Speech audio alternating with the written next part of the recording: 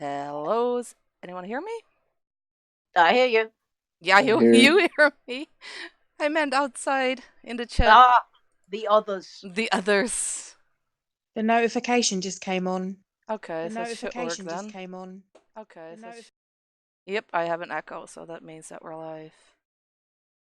So, does anybody know when this is going to start? Well, that's the first question we can answer right now. Yay. Is there anyone that can keep an eye on the chat? I can give it a try. Okay, say something in the chat also. I can make you a mod then, so you can actually kick people out if you think, Because I saw that there was a big troll earlier. Ah, okay.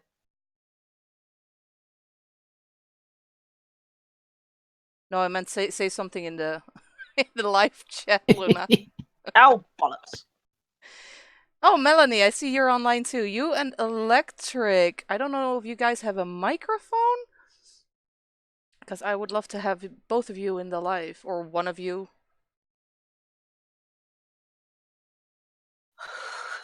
Because Melanie and Electric, I don't remember the rest now. Electric Turret, I think. They actually changed their minds.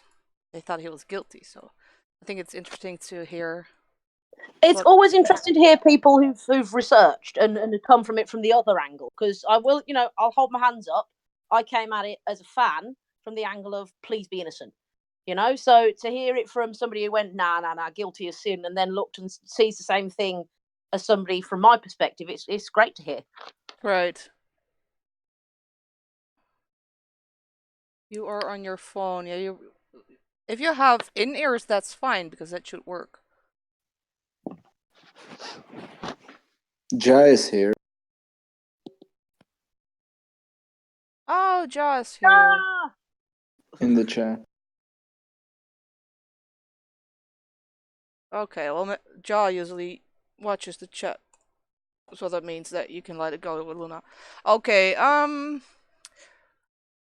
how many people are watching now? 79. Let's wait a little bit longer before we really start with questions.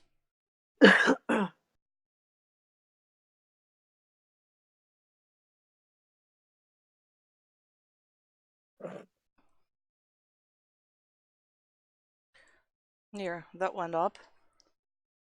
Okay, well, I asked you guys, I think it was yesterday, I don't remember, if you had some more questions for the live, and I got a whole bunch. I don't know if we can actually get to all of them tonight, but I think we'll just start see how it goes. And first question that was, I think, the most asked the most in the comments was Corey Feldman. What's up with Corey Feldman? I was more interested in the whole Twitter war because of Corey Feldman, because that was absolutely ridiculous. I don't care what you think. Don't try to have other people think what you think. And I think Corey Feldman, I said that last time when he was on CNN saying, oh, I can't defend Michael anymore. I mean, he was all done with me back then. And I don't like the guy, I don't trust the guy, and I think he is self-promoting, just like Aaron. And yeah, go ahead. Yeah, I just want to add that I don't really believe that they twisted his words that much. As you said, I stopped trusting him after he said that I can't defend Michael Jackson anymore. From that point, I don't trust him at all. And I don't really think they twisted his words that much. And they were quoting him. So I don't know. I don't believe this guy. Yeah, because that's exactly the same as with Michael Jacobshagen. I had him on the phone for 2 hours, and he was saying, "Oh, and the media twisted my words, and I didn't say it like that, and it was all out of context." Well, then in his weird German accent, and lo and behold, a little bit later, he says, "Yes, I said that. That's my quote. Yeah, but it's out of context. Sometimes you can't take other stuff out of context like that." You said what you said. Sometimes it doesn't matter what the context is. Because you said what you said. It's done. I mean, I think what people need to in the media and watch all that need to realise that the context doesn't just include the interview. The context includes how you've behaved for the last 20 years. His behaviour has been all over the place. Exactly. No, I said it's. I don't think anyone's gonna leap on him, and say anything about his own experiences as an abuse survivor. Nobody cares about that. This is purely to do with how he's treating someone that's supposed to be a friend. Yeah. And as I said with Aaron, it's exactly the same thing for me. The ends justify the means. I'm tired of Michael being the means. Stop using him as your little pawn in your games. He's been used far too many times by far too many people, and I will trust or support someone for doing that. I won't. Right. Simple as. I don't care what they've had in their life. That doesn't give you the right to throw your friend under a bus. Absolutely right. Hi, Ja. Hello. Oh my god. Oh, hubba hubba. Why are you coming in all sexy there? I just woke up, so I sound real raspy. So don't talk to me. Well, Ja, could you keep an eye on the chat? Which one? The live chat on YouTube. Oh God, I don't have access to my computer right now because fat people are on it. I'm not on your computer. I was just about to say I am on my phone. Thank you very much. No, I was talking about the fat man. Okay. Oh, the fat man. Okay, yeah, no. As long as you know it's not me. Oh. You guys are funny. Anyway, welcome, Ja. We won't talk to you, okay? Okay, great, thanks. Okay. Let everything warm up. Okay. Anyway, Nina, what do you think about the whole Corey thing? I think for me, and I will try not to swear live, but it's not necessarily as much. I expect it from Corey, I do. I mean, and I've supported that guy on his own personal thing anyway. It's not so much, as I said, I expect it from Corey. What irks me and what gets on my knockers is other people who are meant to be, along this fight for Michael with us, that preach the whole we're in this together, we've got to stick together, and comes across really hypocritical in the sense that wants to dictate to fans but claims that they're on everybody's side. But then once you say something about pointing about, if you're going to be against one person that you're claiming using Michael's name, then surely you've got to kind of hold everybody to the same standard. By defending Corey when he's clearly doing this time and time again.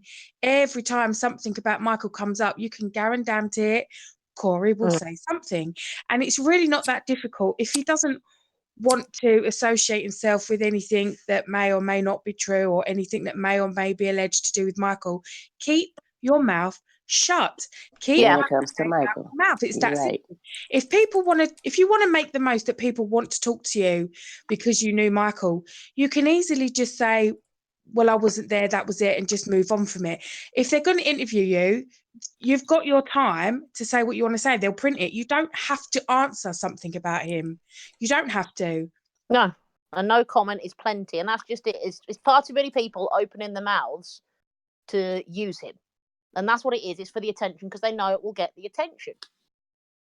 It does. It's worked. We're having to talk about it. It's one of the top questions everyone's asking now. It's worked. And twist my earthers. Yeah, because Aaron knows that people are going to buy his book now because they want to see what kind of bad stuff is in there about Michael feeding him all kinds of alcohol, which is absolutely crap. You know what it is with those kids? Gavin said that, he fed me alcohol. But I think it was proven with Gavin, you probably know that better than me, Luna, that they actually broke into his wine cellar. The little sods were breaking in, when Michael wasn't even in my property. Right.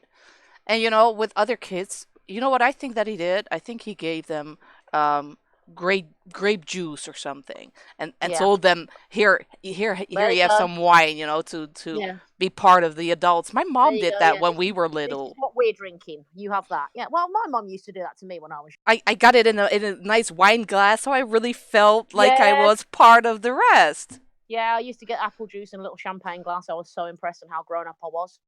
Right. Right. You really thought you were a grown up, and Yeah. that feels good. So I bet he Yeah. did that. And those kids Surprised. might have thought it was real wine, and they don't remember because James had to ask his mom how many times what happened when he was a little kid. You don't remember what happened when you were a little kid unless it's real trauma. You don't remember shit. And even then, you're not like, I mean, one of the most ridiculous things that James said was he remembered it was a Monday. How the hell do you remember it was a Monday when you were 7 years old? You But don't he, remember that. but at the The same hell? time, he can't be wrong about the train station, right? 2 years discrepancy. He just messed it up. It's okay. Yeah. Yeah, he just messed that up, but he remembers that it was a Monday. Yeah, exactly. It's like you either remember it all or you don't remember any of it. This is ridiculous. But we have to believe victims. I believe victims. I don't believe liars. Exactly. That's the thing. People need to stop calling them victims, and there the light bulb will go on. It's not a case of not believing victims. It's a case of not believing liars. And about Corey, I just don't understand why he can't defend Michael anymore. Just because two guys showed up and who used to defend Michael, now they claim that he abused them, and this is the reason not to defend Michael anymore. It's especially after all the evidence we have. It sounds stupid to me. It sounds stupid to at this point. Anybody still standing back is just an arse of the highest order. They clearly have no brain whatsoever. Because if you can't look at something with repeated lies and then you still don't have the guts to go, yeah, they're lying, there's no hope for you. People can say absolutely anything they like. So if there's people still believing it now, they're lost. Yeah. Yep. No, the people that still believe in it now, if they're still believing it now, it's because they want to believe it. Right. It's not because they're lost. They want Michael to be guilty, and they wanted him to be guilty all along. Oh no, I mean lost in the head. Oh, okay. Well, then I agree with you. Yeah, no, and it's really sick to want somebody to be a serial child molester. Yeah. Oh. And then you have to further think. Then it's sick to want somebody to be a child molester. That makes that you have to turn and look in the mirror at yourself. Why is it that you want somebody to be a child? Do you want to be molested, or do you know what I mean? Is something sick in your head to where you kind of get off on that? Yeah. To want to sit around and find things that aren't there to prove something so disgusting has happened. Why do you want that to have happened? Right. The most disturbing thing Corey said was that Michael Jackson used to buy me gifts, and maybe now I'm thinking maybe he was grooming me as well. That was absolutely ridiculous. That was totally ridiculous. I think my mum and dad bought me Christmas presents on the 25th of. Yeah, but I think I mean, what sort of logic is that? The quote that was even more ridiculous was when he went on further to say that he was short, blonde, and whatever And that was MJ's type. Yeah. What? Oh, I very nearly died at that. What do you mean? They've all got this desperate urge to be so special. They really have. Yeah. And just touching back on what you said, Luna, as far as, some of these fans defending Michael, with everybody else, but when it comes to Corey, they're kind of defending him because he is a victim. And I can understand that if he would leave, like you said, Michael's name out of everything he's doing. Just because the interviewer is asking you questions, you could say no comment. Yeah, exactly. You don't even have to defend him. You can just say no comment. That's not what I'm here for. Like he can't.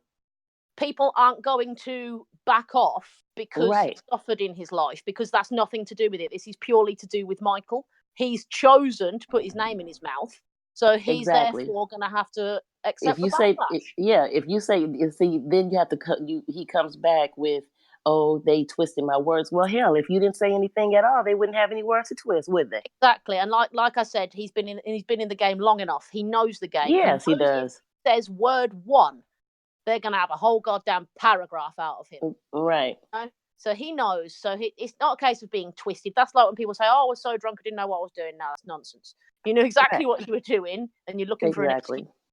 Right. And I mean, I get the fans that are saying, okay, you know, if you got, we're feeding into the MJ haters if we bash or harass, what's that boy's name? Corey or what have you. But at this point, and I had agreed with that up until this last interview when he said what he said.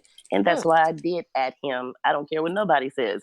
At this point, when you want to go, that was below the belt. That was definitely below the belt. You did not have to say any of what you said, and you made it even worse by furthering what you said about him, about you being his type. Yes, I'm going to curse your ass out. I'm sorry, I did cuss. I'm sorry. Yeah, but the thing is, I am. People will react like that because they're angry. As much as people can, and yes, once again, he's got his own issues, and I do think he's got some serious mental issues that he's not had dealt with. But the thing is, there's plenty of us that are survivors as well. Why do we have to keep dealing with it and allowing his atrocious behaviour? And it is atrocious. Right. You know, why should I sit here with my own past and not react because of his past? Well, that's not how it works. He's going to. It's not how it works, and it's just because he's a celebrity, he gets a pass. No, exactly. I don't care if you got a blue tick next to your name. I've been blocked by enough of them because I've proved that point, I think. But it's a case of no. He's going to get a visceral response from a lot of people. Right. And as much as he will claim that was, twisted, or I know that's just what I said in the moment. Well, that's what people are doing to him in the moment when they're looking at that, and you've riled them up. You did that. Yeah. He did it, Yep, because he did have a lot. I mean, there was mixed feelings on him, backing away from speaking, or defending Michael or what have you, but he wasn't getting harassed and I've been very cold towards him since 2005, to be honest. But see, I didn't when all of this transpired. I stopped. I did stop adding him. I stopped, looking at what he says and all of that or whatever, because I wanted to be neutral. I understand where he was coming from, trying to do what he was doing. As far as outing people and all that, I left him alone. But when I saw that, oh yeah, I'm going to say something to you. Yeah. And if you say something else, I'm going to continue saying something to you. He can't expect anything else. I don't think it's fair to expect anything else, because you poke the bear, Right. Right. Don't do it. Don't cast aspersions on somebody that you're supposed to be friends with, and not expect his friends to say, "What the hell are you talking about?" Right. It's not how it works. We will defend. Electra's asking, could you give me your email once again? I received your email, Electra, so you have the right one. Just haven't had time yet to respond.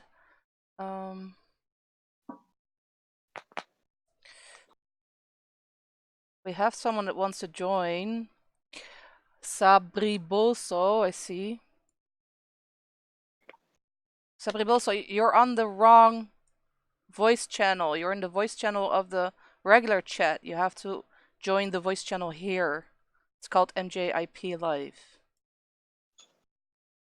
I totally did that.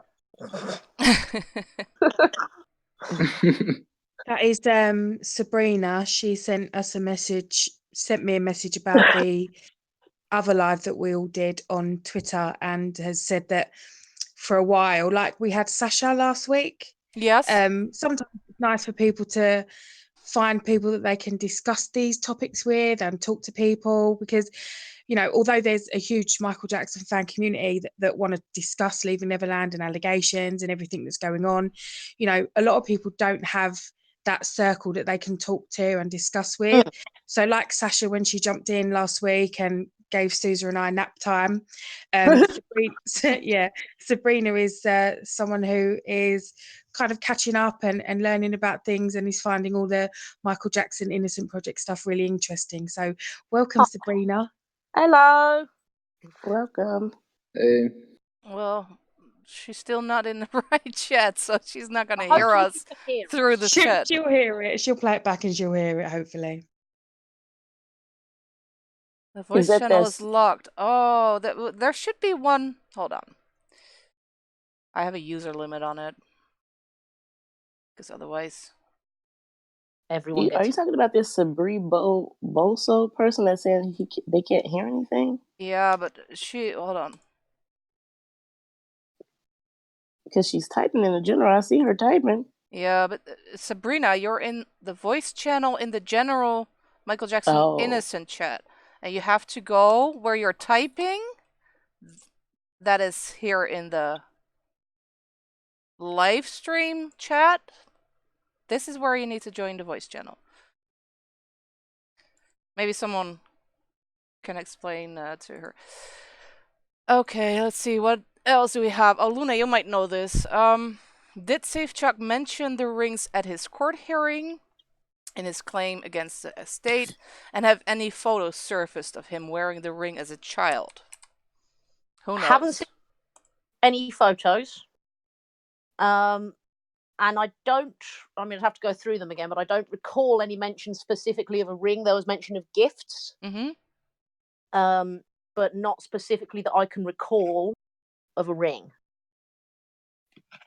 I don't recall any, because I read it. I think I read all of it. And I don't remember a ring in there either. I recall gifts, but I don't recall ring. I'd have to look through them. I've got them on my phone because I'm that sad. So I'll have a look through them again. Oh, you're not the only one. You never know when you're going to need, and when some idiot's going to say something, you just need to go boom.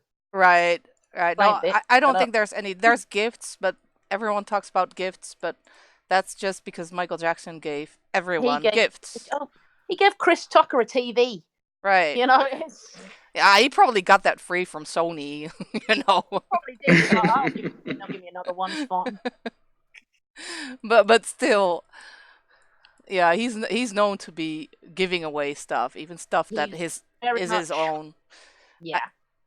His sister Latoya is just like that. She was, I don't know if I mentioned that a few weeks ago or not, but we had this Dutch comedian woman called Wendy van Dijk here, and she dressed up as a Japanese reporter, and she goes to interview people. Mm-hmm. But those interviews are ridiculously hilarious. She asks the weirdest questions, and so when she was done in the Netherlands, because everyone started to recognize her, she had to go to international stars. So she had the one on Donny Osmond. Everyone has to watch because it's so hilarious. Okay, I need to see, because we've had a few things like that, and they're really funny because the amount of people are so nice. They'll just answer the most ridiculous questions and think, "What the hell is wrong with this reporter?" Right. So carry on with the interview. Great. I'm gonna Google that later. Yeah, it's Ushi. Ushi and Donny Osmond, and Ushi and Latoya. Latoya was hilarious too, but you can tell how nice Latoya is because somewhere Ushi gets her hold of her powder box or something, but you could see it was something really personal to Latoya, and she didn't want to give it away. Yeah. And the Ushi was just grabbing it. Oh, can I have this? Can I have this? And you see Latoya think, oh shit, I don't want to give that away. Did I want to? Yeah, well, at least can I use it one more time? Oh. It was almost painful to watch how nice she is, that she really didn't. And I think that's the problem with a lot of those Jacksons. They're too nice to say, "You motherfucker, what the fuck did you do to me?" You know, they just always... They go home and they rage when they know they've been used. But they only do it in private, and then they go out and they let it happen again because they want to help people. Right. You know? And you can just... Because I hear a lot of people say, oh, Latoya's so fake. No, you know... No. Just check out that video. You'll see that it's all real, what she does. I don't think anyone would choose to be that nice if it was an act. I really don't. Right. have to, sorry, close my window here, or my neighbor will hear the whole story. I don't know, maybe he's interested, but Well, I say you might learn something. yeah, that's true. Okay, let's see. Oh, Anthony Pellicano. Has anyone heard anything from him? He's out. No, he stays very quiet and generally does. Yeah, but he had such a big mouth that I know, that's the weird thing. that he was going to reveal secrets so dark that he had to stop working for Michael Jackson. Well, I mean, Anthony Pellicano is mafia.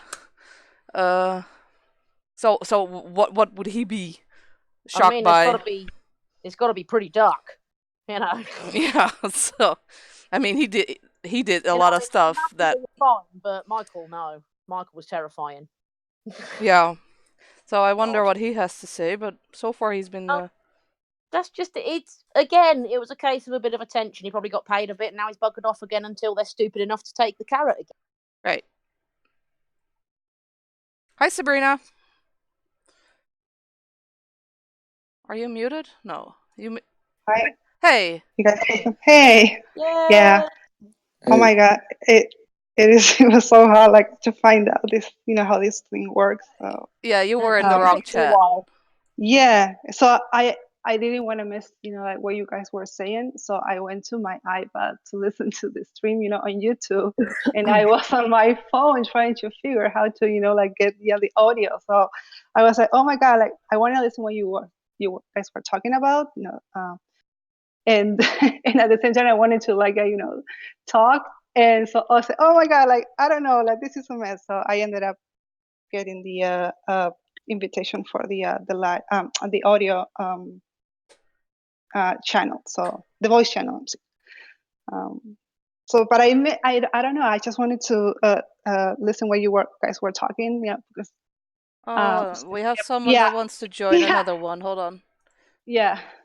Oh yes, Diamond. Okay. Yeah, Diamond should be able to join now too. So I made him or her red. Someone that wants to share info. Info. Info they want to share on the voice chat. Ooh. We're very curious. Of course, always. So yeah, Pellicano is still. I don't know. Does anyone think that he's still gonna talk? Is he writing a book, or? I don't know. I really don't, because. But he's dirty. That guy's dirty. I mean, you don't hire Pellicano unless you need dirty stuff done. Oh, no. That's exactly what it's for. But. So who's gonna? I mean, he's just out of jail. He's been in there for 11 years. Who says that he is credible at all if he says something? Well, yeah, but who says 5 people that were sued by Michael and lost, are credible? 60 Minutes in Australia, apparently. Well, you're talking about that. What's her name?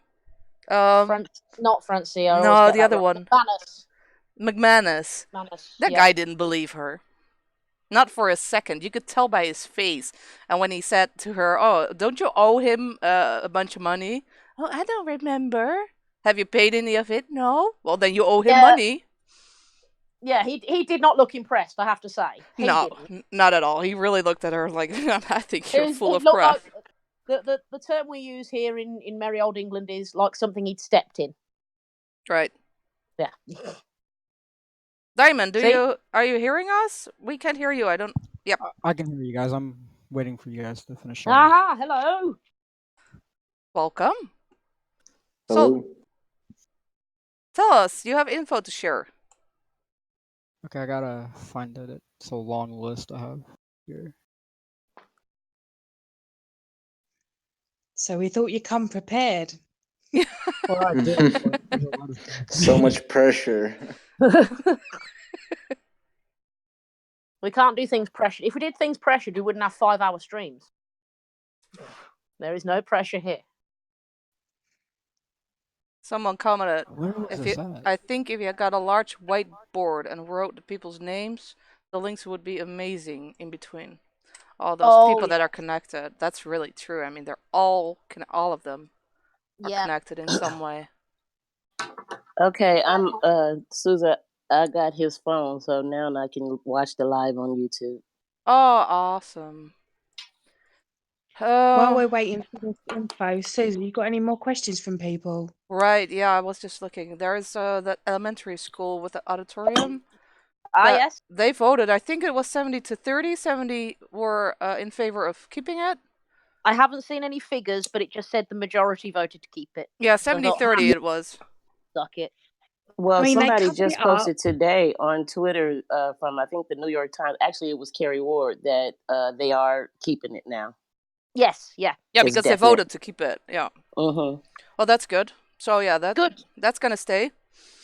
And I think Well, didn't they reinstate that statue in Denmark or something, or was there some misunderstanding about that? Yeah, they said it was something about it coming down, but it hasn't. It was still there. Okay. So it's kind of half developed and then fizzled out again. That one, so I'm not sure what's happening about that. And I don't think we know yet where the Dutch statue is. Poetic, Poetic Justice, they voted to keep Michael's name on the auditorium in the school out here, the elementary school. Right. Okay. Good.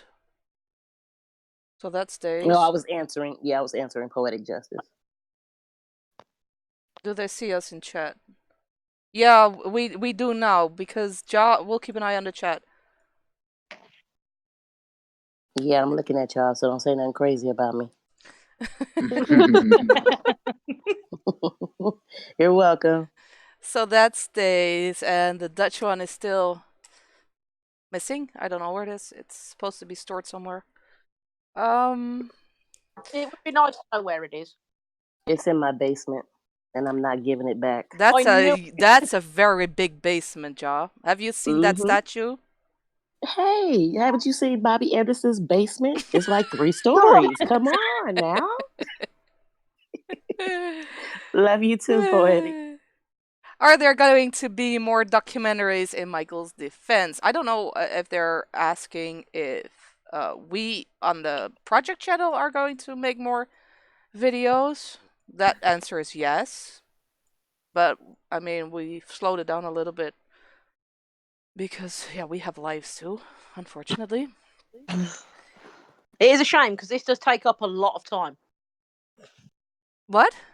It is a shame that we have lives because this takes up a lot of time. Right. This does.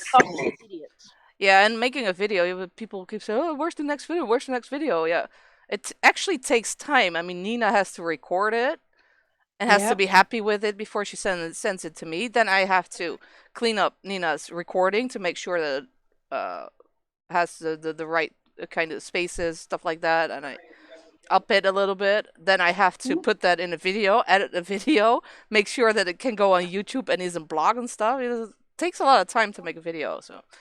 And she gives me really big words in my defense, words that I can't pronounce. It's really hard. I always have to say, can we rename this? Is there another way to say it? And she's like, nope, just do it. Oh, but you do very well. I have to say mushroom penis now. Come on, people. Give me a Oh chance. my god.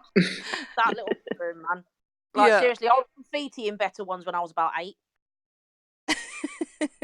Yes, my mic is open. Who's saying that? That's right, I was just checking on Diamond. Oh, okay. So, and as for others, I don't know if there's going to be more documentaries. I'm really waiting for Tasha's. We got 138K so far. I mean, the crowdfunding. Yeah, but he is going to make it anyway, even if he doesn't get to the 777,000. He is gonna finance it himself. Someone else asked if the estate is paying a part. I don't know. Honestly, I'm waiting for that $1 million. Playing a part in what? Asking if the estate playing a part in what? Targes. And you know what? Speaking of the estate, this is just my personal opinion on it. I see a lot of fans upset that they feel like, why is Taj asking the fans for money when the estate could this, that? Okay. Taj said it himself. he doesn't want. Well, this is what he's telling us. He doesn't want the estate, or to back it, because they don't want it to be, they want it to be from the fans, so that it won't look like it was just the Jacksons defending Michael, or Right. the estate defending Michael. But my thing is this: if you're gonna donate, donate. If you not, you don't. Why does everything have to have a negative spin on it? Not only that, Right. who's to say that the estate didn't slip Taj, or hasn't been in talk with Taj about funding it? They just don't want nobody to know, Right. or He did. helping in some kind of way. They we don't know. Us fans, we gotta take a step back. We don't know the everyday things that go on in the Jackson family or the Jackson world. We don't. We only know what is seen. Right. So we have to stop with the whole, having a strong opinion about what they should or shouldn't do, or they not doing it. We don't know this. Do you get what I'm saying? I get what you're saying, yeah. It just sometimes it just chaps my ass that when I see stuff like that, it's like, we don't know. Quit assuming that just because Janet hasn't said nothing publicly, you don't know what she's doing in the background. No. She could be saying, she could be like, what, F these MFs. I ain't saying nothing, to nobody. I'm finna Taj, look, here go a freaking $500,000 check. Do what you got to do. We don't know. So we got to stop jumping to conclusions about this or that or whatever. Whether we feel like the estate should be putting out more stuff or doing more stuff or saying more stuff. Well, they're not. How about that? Right. Just He go says with the flow. online, You know isn't what I he? mean? He's saying online, he says a couple of hours ago, he said, sorry, I'm being so secretive about this project, but there's lots of powerful forces that don't want this to happen. Right. Exactly. Yeah, exactly. Not only that, they get, you never tell your right hand what your left hand is doing. Period. No, exactly. It's called having a poker face, y'all. Yeah, so Get they've one. played their hand first. Right. Yeah, they did. And what was, I think, good about standing back for a long time is if they'd spent all that time doing something with him, and Feldman, sorry, Haim's dead, that interview, he suddenly turned on him. I think they need to be very, very careful who they interview and get involved in the film. And I'm very, very sure that Taj and whoever else is behind this documentary is seeing all of that. They're observing, exactly. And we put it out there for them. They're reading everything that we give them, everything, whether they comment on it or not. They know. Mm-hmm. You think after what Corey Feldman said yesterday, or whenever that was when he did that interview, do you honestly think that they're gonna go to him to interview him, or even think about asking him? Hell no. No. No, Corey really disappointed. He put his foot in his mouth, dumbass.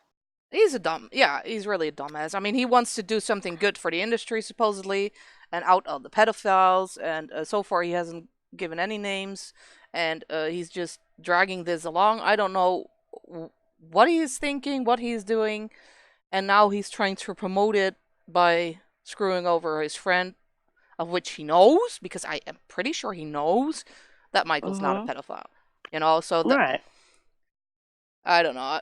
It's interesting to see how many leeches he had surrounding him. Oh my goodness, wasn't it thousands? It's really bad. Man was in a leech farm. He really was. Yep. Can I just say something about the Corey situation? Sure. Because when I read, the headline, of course I got so upset and I was like, what? And then sometimes like I try not to, like I have a judgment if I don't know what could be the entire situation. So I read it, and later I thought, you know what? He might be.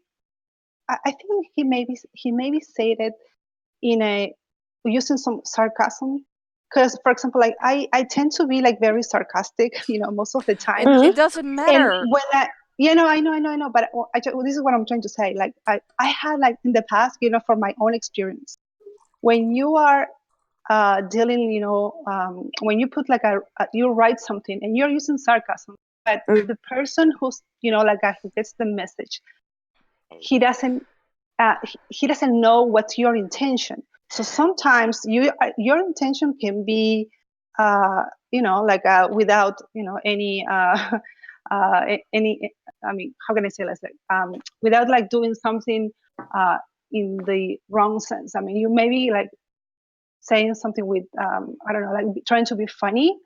And the other person can take that same comment in a wrong way. So, but you see, yeah. Sorry to interrupt. I think Sure. I get what you mean.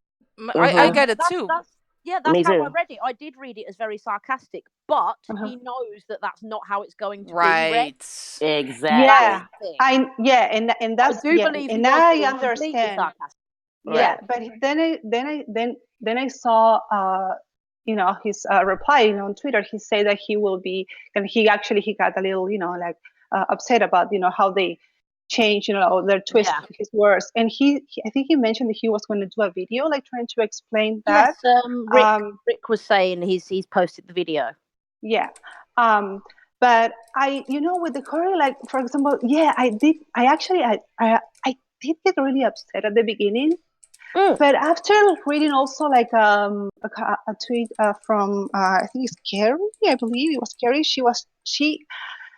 I actually agree with her, because he's in a really complicated situation. And we don't know. I mean, sometimes, for example, like we try to explain the haters, like the things that are the reason why, for example, MJ did some, things, and we're trying to be, people sometimes they need to understand, what's going on really. So I don't want to. Yeah. I do understand his position and so forth, and that it is a very strange game in Hollywood, but I do not accept anybody using Michael as a pawn in their game. Yeah, exactly. So Yeah. I am the same. Yeah, and I agree with that.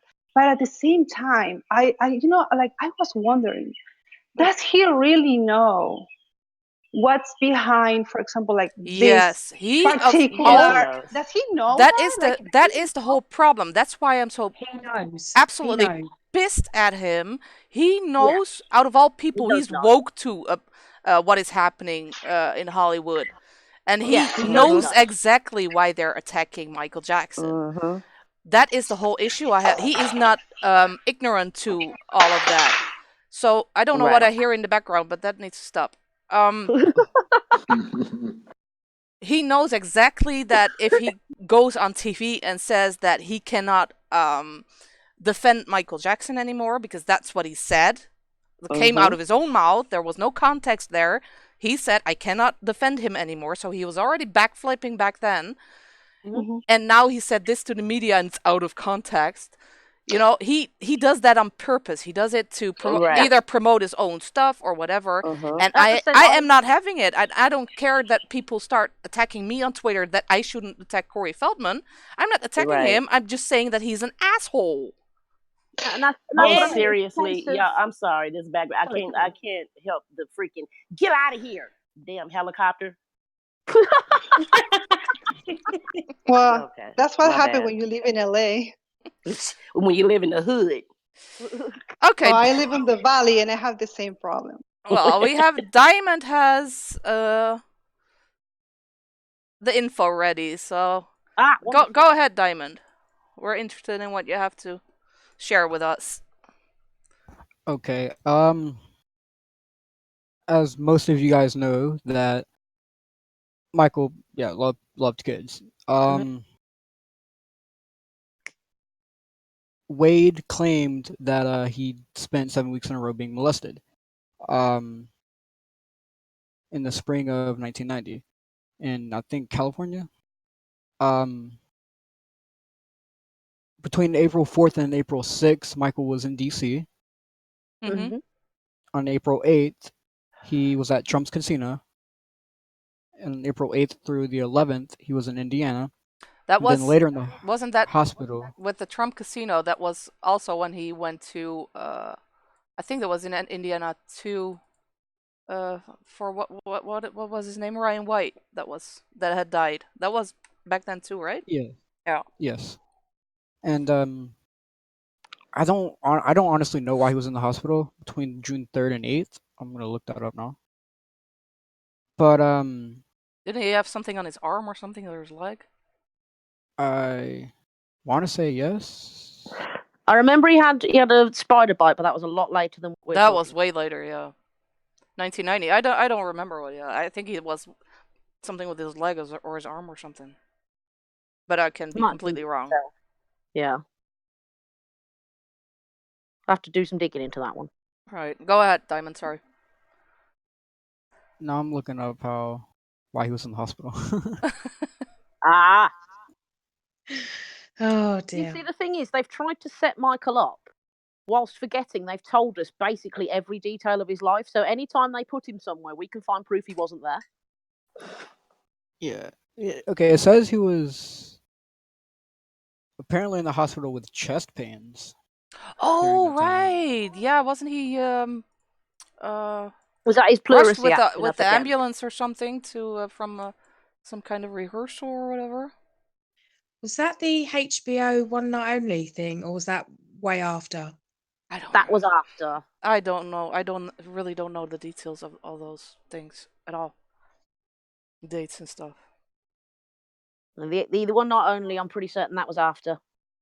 Yeah, that was while he was married to Lisa Marie. Yeah, that was later. Because she went to visit him in the hospital and say, I want a divorce. Is that right? I don't know. Luna, Damn, you'll know. There's been a number of reports on how that happened. Let me clarify something real quick. I just put in the chat on. Oh, seriously, come on. I'm sorry. What? I just put that's Stefan Manuel. That's actually me. I'm on Steve's phone, but I just I just put my Twitter handle and the group, the Facebook group, Moonwalkers Unite, in MJTP for MJTP, MJIP. Isn't it MJIP? Yes, Facebook group for you guys that don't know us or want to join. I put that on there. But that's Stefan Manuel. That's actually me, Ja. Oh, okay. That's good to know. I forgot I'm on his phone. Duh. Okay, go ahead, Okay, Diamond. go ahead. Okay, I don't. This is completely different from what I was going to say. I don't know if you guys looked up on NFL, but Michael Jackson and Joe Jackson just got drafted not that long ago, like 2 months ago. What? I can't really hear him. I can't either. Yeah, my mic tends to be very low. I turned you up a little bit. Go ahead. Okay, is this better? Yeah, this is better. You sound sexy. That's okay. Okay. Go ahead. This. You had this long list, so keep it coming. Yeah.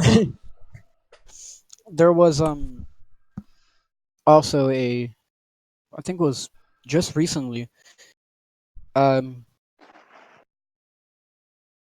want to say E News, but then I don't want to say E News. Just say something. One of these scandalous news sites. I'm gonna just say that. Recently said that there was child pornography found at Neverland. Which, oh God! No, there wasn't. I'm busy Yeah. on a script for a video. There was definitely zero Definitely child not. porn. If there was, he would have been in jail. Yeah, plain and that's what I was simple. saying. Like if they found That anything, because like they had, federal offense. like the FBI would have, as soon as they found something, you know, Yeah. FBI has no. No, that's a Fate federal for offense in black and of people. itself. You don't No have to have a offense. witness to it. If you got it, that's it. Yeah. So that's There ridiculous. wasn't even a count, I think, for child pornography in the indictments. Can I just can I please mention my favourite bit of their search for child pornography? Sure. Yeah, right. They sat down, watched this tape that they'd found in his room that was simply labelled chicks. They sat down. They sat down to watch this video, and it was literally a video of baby chicks. Seriously? It was what? It was what? literally a video of baby chickens. Oh, I would have loved to have seen that. I really want to see their faces. Sounds like a prank. That's I've got Michael this for image you. of these. Yeah, I know. I've got this image of these hardened detectives going in. They've got their coffee, they've got cigarette in their hand. They're like, right, what sick bastard? What are we going to watch here? And it's literally chicks running around, and I just love it. Oh, That is funny. that is golden. Michael probably. I would let have people loved come to see if they them wanna see watch that. Oh my god. I just want to know if they watched the whole video. That's what. They How long probably was the did. video of little baby chickens? How long had he had it? And he watched it a number of times? Was it a favourite? I want to know more about this video. Wow, that's great. Okay. But while we're on the subject, can we touch on? I just thought of this. Can we please touch on Diane Diamond's trifling behind? That Did my she woman. God. threaten charge? That Did looked like anyone a see threat. the reply? Yes, That yes. was definitely a threat. What did she Watch say? Be yourself, careful, Tab. or watch Watch yourself. That's it. yourself. Yeah. Okay, guys, we have to be very careful that we don't talk all at once because we're with a lot in here. So try to keep it one by one. Yes, ma'am. So, Jar, go on. You started it. You finish it. Well, from that comment, I had to go on the Demon's page or her Twitter to see exactly everything that she has been speaking of. Did you guys see the comment that she made about James Safechuck trying to defend his whole train station thing? She says a child wouldn't know the difference between a train station and a stop, a train stop. Yep. That is irrelevant. He said upstairs. What train stop do you know? That has an upstairs. That has an upstairs. You idiot. Right. And they She put knows the actual picture in of the train station. They just fucked up there. Yeah. Yeah.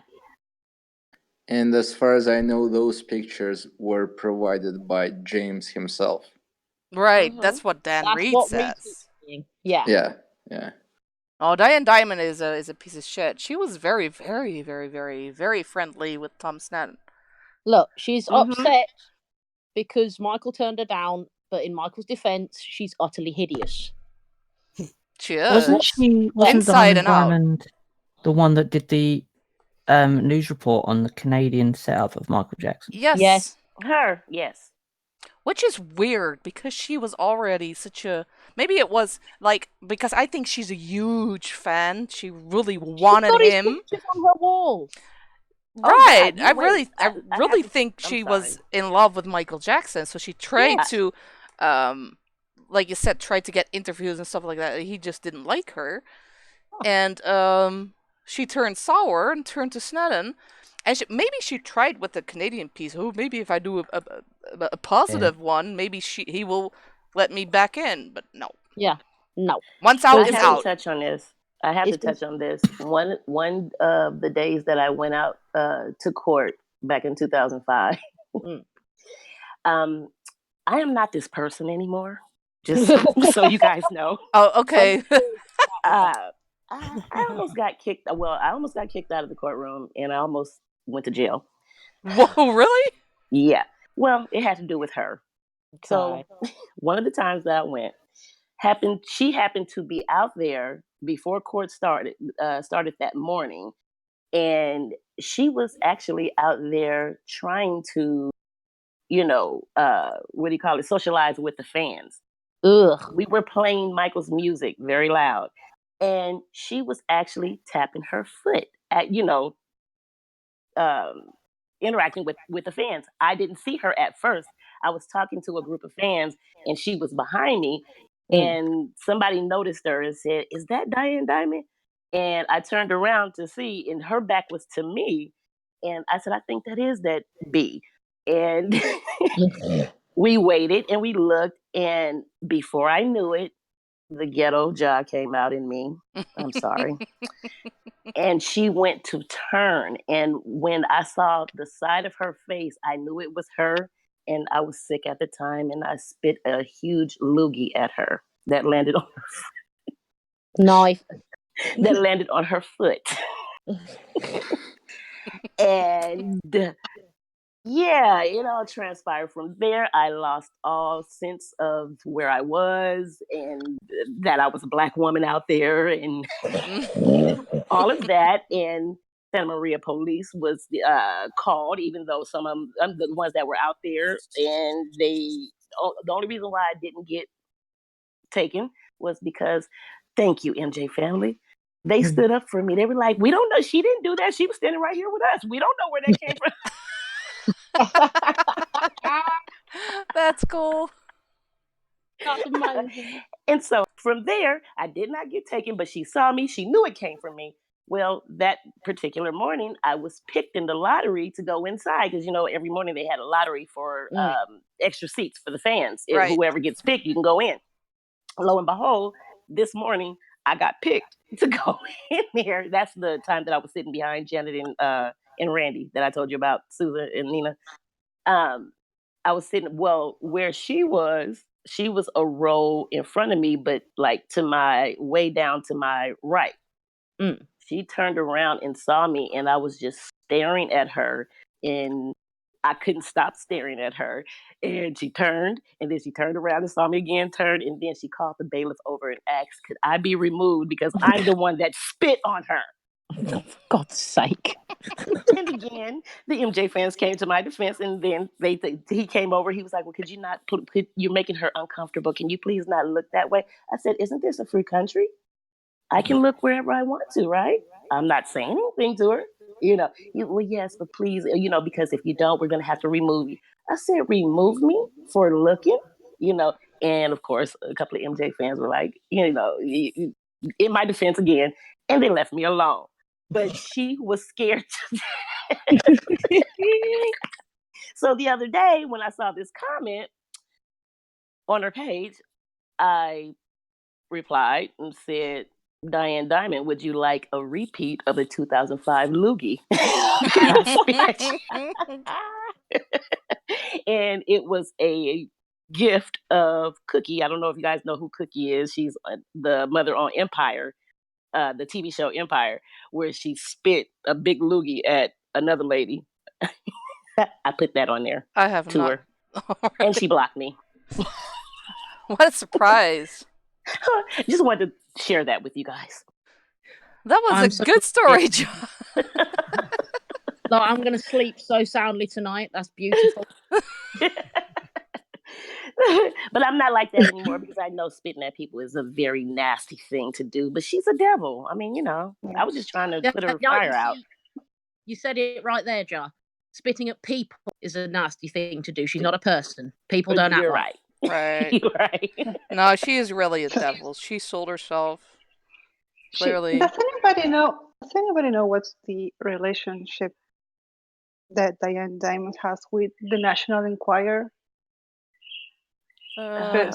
Didn't she I thought she used to work for them. That could be. be. Okay, the reason why I asked is because, one second. Do I hear birds? Or am I the only one who hears them? No, there is some outside noise. Okay. Sorry, go ahead, Sabrina.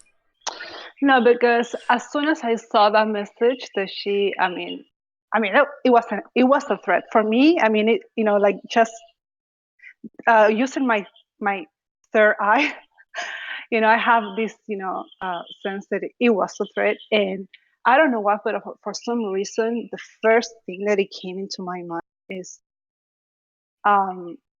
you guys heard what happened with this guy, Rod Newt. Yeah, he got killed. Okay. Oh, no, wait, he got a heart attack, huh?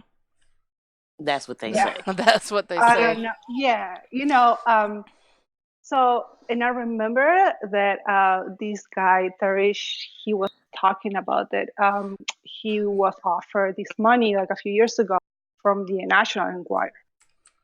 And I don't know why, but for some reason I felt that there was a connection with the indictment. When she said that, I was like, Tash needs to be careful because there's a lot of nasty things going on. I mean, and dark things, you know. And I know that Tash is aware of this because I remember him saying that after Michael died, he heard. I mean, he felt that he knew too much things going on, and he was a little scared every time that he was, you know, for example, like going to his car and he was looking, you know, like he was kind of like a little paranoid because he said that he knew too much. And when he said that, that to me kind of like explains a little things that I believe, you know, because I'm trying, because this is the thing, you know, I'm just trying to get into the bottom of all this,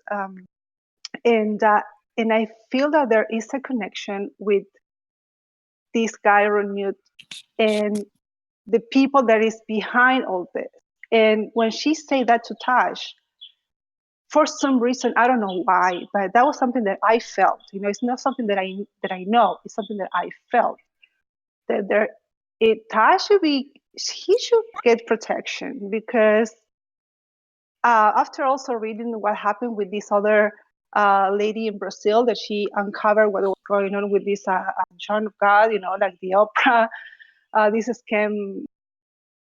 I mean, this guy that used to treat people like doing surgery, and he was in fact a pervert, and so many, you know, there was so many that he raped, and this journalist, you know, this Brazilian journalist, like she's Sabrina, you know, like my name, she uncovered, you know, like she kind of like leaked all this, you know, information, and she mysteriously died, but her son posted something on Facebook that they say that she was actually killed because he said they killed her. So I don't know why, but I sometimes maybe I'm too paranoid, but I feel that Tash needs to be careful because he's going to expose a lot of things in his documentary. You know. Well, just to interrupt just for a second while you're on about Taj and talking about he should be careful. We've got a question that somebody wants to know all of our opinion about Taj and what our opinion is about the documentary and what should be included, like, you know, with the allegations or other stuff. And when it's released, do you think that, you know, it will help clear his names? What are the expectations for it? Because Taj has said before on this channel when Sousa had him in here that he, you know, he was paranoid. So what do all you guys think about the Taj doc that's due to come? I mean, that question was from True Blue. So what's your opinion about the documentary? Well, the thing is, another thing that I feel like Tash, like in order for him like to clear, like, you know, Michael's name, he's going to need to expose not only like the liars, like, you know, like this Wade and James, but he needs to expose what's also behind, because if not, like people is not going to understand. He needs to say in his documentary who is Diane Diamond, who is Maureen Orr, who is Jim Clement. He needs to talk about these guys because there's a lot of people that, because they go to these websites or hear these other podcasts, for example, like this Jim Clement, people think, oh, this guy is an FBI agent, so you know he knows what he's talking about.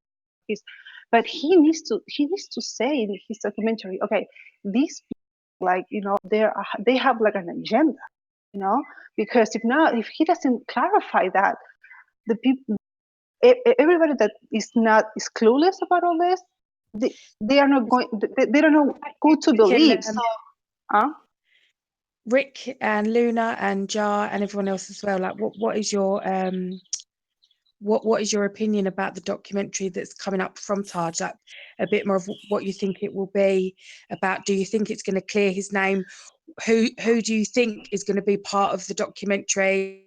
Just, want to just share the question from True Blue. She kind of wants your guys' opinion about it all. Even you, Rick. I mean, any opinion about it? Personally, from obviously when we were fortunate enough to have Taj on here, and he couldn't tell us too much for it, like Jar said, left hand, right hand.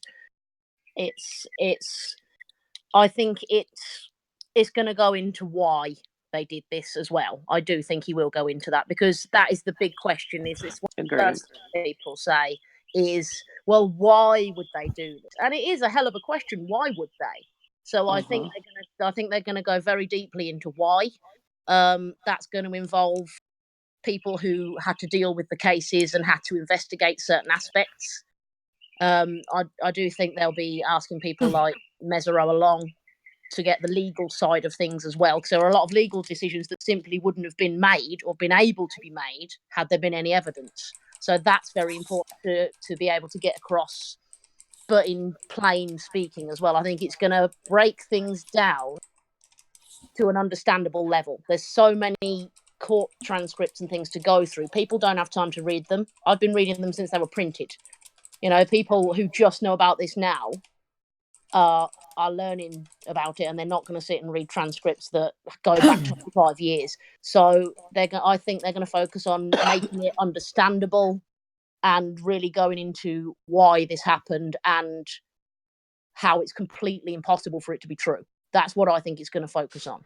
I don't think it's just going to be he was a good man thing. I think it's going to be, no, he was a good man, but he was an innocent man. And this is why they did this. Yeah. That's what I believe it's going to be. Definitely. Yeah, I think so too. If they go after, was saying that he Rick, is what about a you? good man, Rick is from about, Glitch in the Code podcast. Is that right, Rick? Yes, it is. Yeah. So what do you think about the question that I asked for True Blue about Taj's documentary? Thank you. I think there's an opportunity for 2 documentaries. I think the documentary will be what the lady just said then. I think that's what the documentary will be. There is 2 documentaries there. There's the Michael Jackson, why he's innocent, and there's Michael Jackson as pertains to how this whole system works. I don't think that documentary is the one that Taj will make. I think that documentary is going to take a lot of people to make that documentary as to why Michael Jackson is a classic example of what happens child in the Hollywood system. I think there's 2 different documentaries there. The second one I'm talking about won't be made. That is quite clear to see. And someone mentioned earlier on, if you've got a big whiteboard and put the names together, you can see the rings around Michael Jackson for the last 30 years. It doesn't take much to have a look at the names. I could reel off the names here for you. I'm not saying they're all weirdos. I'm saying these people surrounded Michael Jackson. They're all connected. That's quite simple to put together. We've spoke about that in the podcast. That's one documentary that needs to be made. I don't think it's up to Taj to make that one at all. I think he needs to do the one that the lady was talking about before, and I think that's the one he will do. I would love for the second documentary to come out in the next 3 or 4 years, because we're at a point now where that could be exposed. But that is going to take Corey Feldman, Aaron Carter not to flip and panic.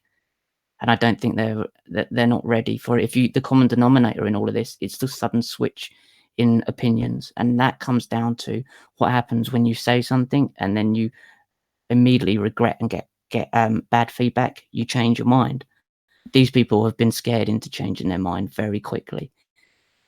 In 93, that documentary, in my opinion, is the real documentary that needs to be made if you want to point out why Michael Jackson is completely innocent, and have irrefutable evidence on why the system of Hollywood and music, and I'm not talking about Illuminati stuff here, I'm talking about the actual system, how it works. I mean, it's even bubbled over. There's the real documentary that needs to be made if this thing is going to stop happening to more young actresses, more actors, more children in that system. That system is built upon blackmail, compromise, all sorts, and that's been going on since the 1960s. That's the documentary I would love to see made. It's not up to Taj to make that at all. So I think the best he will be able to do was the documentary that the lady was talking about before. I think that's the documentary that will come out, going into why he's innocent in a specific case, in this small section of what's happened to Michael Jackson.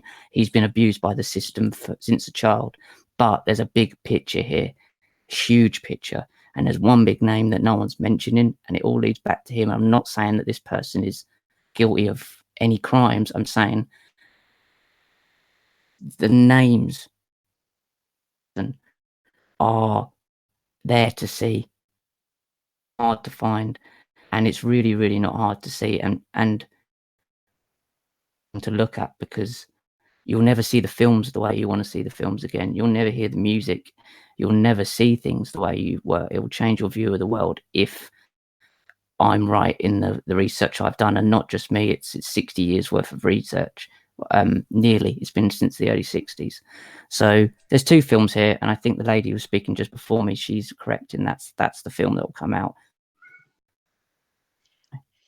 Do you think, just to raise the issue about Taj, if he were to tell the entire truth, and Susie, if you know any legal knowledge as well, and you, Rick, if Taj were to tell the entire truth, would he likely be sued? That's what some people have an issue with.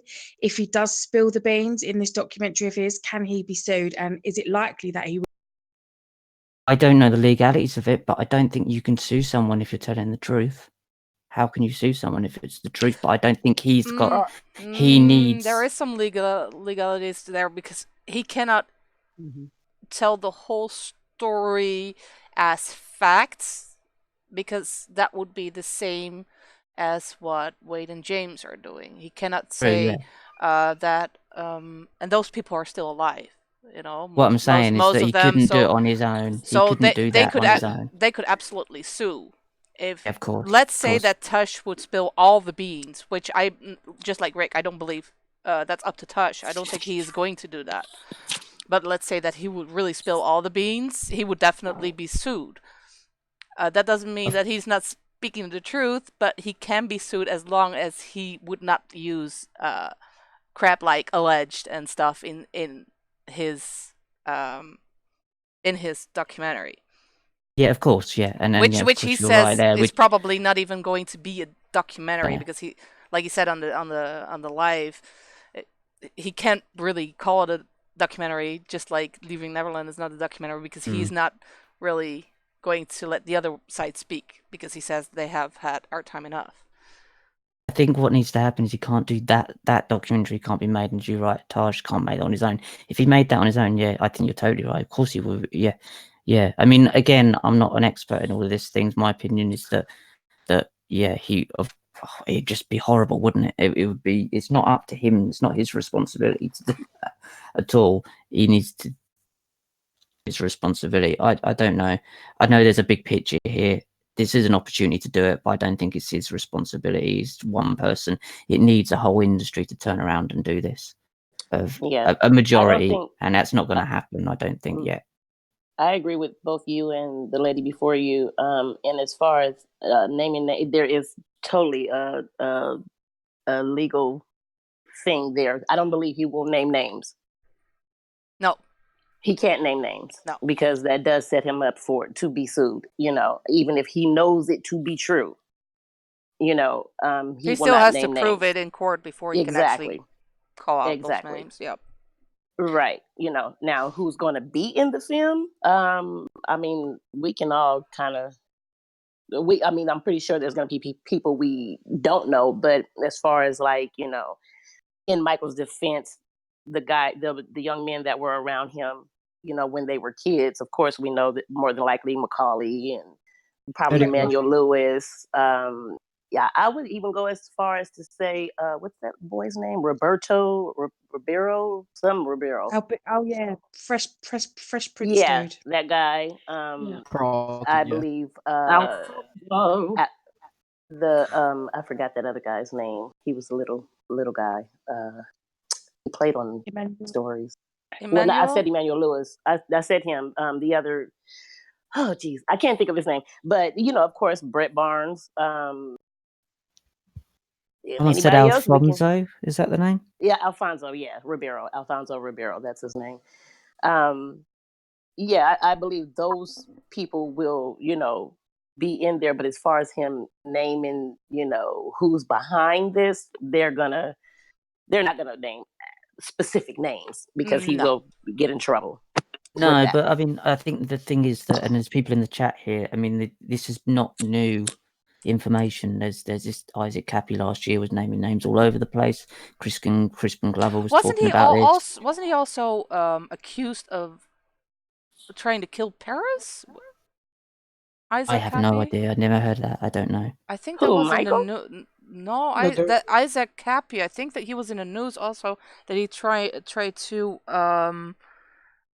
kill Paris or something. Put his hands around her throat. Oh, we heard something about that. Yeah, I did hear something about that. I don't know who that is. Exactly, and that's a good point. We don't know who that is, but that was if it had been. We spoke about that in the podcast. That's a big thing. He's naming all sorts of names last year, and that didn't reach the mainstream media. And that to me is a massive red flag. And these aren't new names. There's a guy called David Icke that's done research into this. Has been naming names for years and years and years. He's not on his own in this doing that. But no, I agree with you. It's not Taj's. It's not our responsibility either. That industry has some powerful people that could do something about that, and that's their responsibility. I'd like to add something. I think that this documentary should focus on the allegations and not that much on who is standing behind all this, because as you said, we can't prove a lot of stuff, so it will look like a conspiracy theory. So I think it should start with 1993 and should go to 2005's allegations and Leaving Neverland and debunk everything and provide all the evidence we have, because a lot of people do not do their research. They just don't do that. It's us fans who are ready to do research. So that's why this movie should be about the evidence about why Michael Jackson is innocent. Well, that's my opinion about it. Yeah, I agree with that. Of course, and I think because he said he would make a 2-part, probably. I think what he should do is in the first part, he should indeed just keep it completely factual. Exactly. All the evidence, at least the good. You don't have to have all the evidence because there's so much, but the main reasons why people keep believing that he's a pedophile, those main points he definitely has to address in at least one part of his documentary, I think. And I believe he will. And I believe he will. And I think what's important for him to do on the other for the other part of the documentary is to let people know the real Michael Jackson instead of the King of Pop, because people have this kind of idea about him that he put out there. I mean, that's what he did. It was his own Barnum way of marketing, but I keep saying it didn't help him much in these cases because people see him as weird and strange, and he created that because that sells. Weird sells. He knew that himself too very well, and I think what Taj has to do is show people the real parts of his uncle, how he was as an uncle or as a dad or just in everyday life, as the regular guy, because that's what he was, and that's what people forget because he was such a huge fucking icon, and people looked up to him so bad that they couldn't fathom anymore that he was a person too, that he was a regular guy too.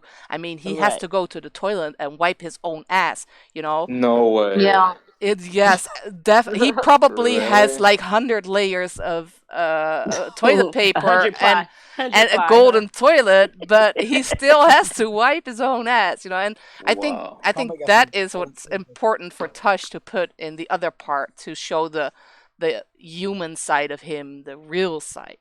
And I think that if people see that they can relate much better with him, because that's no one can relate with him because of what he has become. And Touch needs to bring people back to the human part and let people see that aside from the whole King of Pop stuff, that he was just a regular guy with his regular guy stuff. Just super talented. That's it. Yeah, but that was just the other part of him. Yeah. There is a regular person part that no one knows about, and I think that's important to show. I think that will make a lot of people see the bullshit behind it much better. Right. But that's my opinion. And about clearing his name, I think there will always be people who are going to believe that he is guilty. Definitely. So it's an impossible task. But at least we can show the evidence to a wider audience. Right. So that's why it's important to fund this documentary and to get it aired on some major channel, not just on YouTube. I will be disappointed if it ends up to be just on YouTube. Right. I doubt it. I doubt it if it will. I don't know. I just have a feeling. I doubt it that it will be. That YouTube will be the viewing point. I doubt that very seriously. I just feel it. I don't know. I see hold on before it's gone again in my chat. Damina says we fans build a connection with Michael Jackson in a certain way. We knew him and we understood him. That's the issue. I think even the fans in a lot of ways didn't or don't understand him and know him the way he actually really is. And I think that's, even for the fans, it's important for to show that real side of him. And because the only way you would know Michael as Michael and not the King of Pop is if, unfortunately, a lot of us didn't get to have a very personal experience with him outside of the stage. You know what I mean? So those fans that have had that, they're going to be able to relate to the documentary if that's the direction that Taj goes in, as far as showing him as a man, a human being first before the King of Pop. They'll be like, yep, that's Michael. Yep, that's him. As opposed to some fans that have only seen Michael on TV or only seen him at a concert, that they feel like he has this God complex, or they look at him as a worshiper. They worship him. So there are fans out there like that. We see it every day, and it will be a good thing for them to see, and hopefully they can, like, wow, he really was, this, you know what I mean? Tosh needs to take him off of his pedestal. Yeah. And puts him back on the ground and show people that guy. And not the guy up on that pedestal. And that I think that's really, really important to do. Right. And I mean, and even things that, this is okay. I hate to go here. Sorry to interrupt, because I can feel this is going to go on for a little while. I'm going to have to bow out because I have to be up early tomorrow. Okay. So I will catch the rest of the stream later on. Okay. Okay. Talk to you later, Luna. Bye-bye. Have a great day. Bye. Yeah. I was going to say, I mean, fortunately, thank you, God, I've had several encounters with being around Michael, personally, and to see him in the everyday life. Not every day, don't get me wrong, don't misconstrue my words. I didn't know him like that, but I was fortunate enough to visit Neverland. You have seen him swag around. Right. A lot of times where, I mean, he was just being himself. And I pray that Taj touches on things that some fans may not, necessarily, they'll maybe be a little angry at, but it's the truth. Michael cussed. He cussed. Like a sailor. I mean, yes, he did. Michael was. Michael smoked. Michael smoked. Not every day. I mean, I'm not. No, let me not say every day. Not repetitiously, not in public. but right. But he smoked. He did drink wine. He did. He Drinking did wine drink is wine. good I for you mean, he too. had his wine cellar is damn near the size of Napa Valley. Right. You don't have that if you You don't know, like wine. right? You know, He smoked weed. he smoked weed. You know, I yeah. Anyway, I'm not gonna go too far into it, but I mean, Michael, you know, he's a total different person outside of the eyes. He Yep. was just a regular black man that did his thugdism. That's what he did. You know, just like any other person. You know, so I don't want. I mean, I pray that some fans. It's going to be a good thing for people that don't know him or that aren't fans and see him as a Yeah. really like, oh shit, Michael was cool. Yeah, he could have been in the hood with Here, us, kicking it right. or Here, whatever. Sophie But says no, here, I didn't know that MJ smoked. I always thought he never did.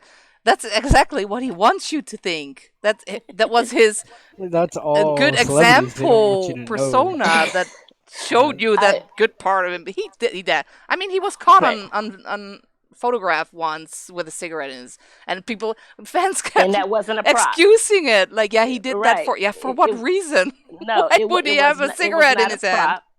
It was not a prop, and no, I cannot physically prove it. But Michael smoked King filter wait Cool King's filter menthols, the blue pack.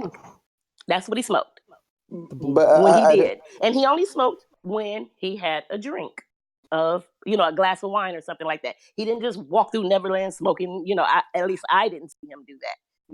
But That's a when perfect we combination. Wine and yes, cigarette. oh, definitely. I mean, to be honest with you, that's one thing that me and him kind of laughed about because I was like, "Oh shit, you smoke? Let me go. Can I go get my cigarettes out the car?" It was like that.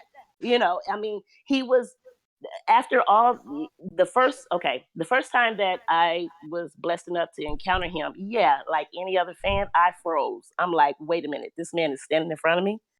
Hold up, am I Somebody dead? slap me. Somebody pinch me. I went through all of that, but he makes you feel so comfortable that leaves in a second because he doesn't. He's not a. How can I explain it? He's not a. His stardom never went to his head like that. In the everyday life, he would make you feel like you were going over one of your uncle's house, or just your cool dude down the street, your homeboy's house.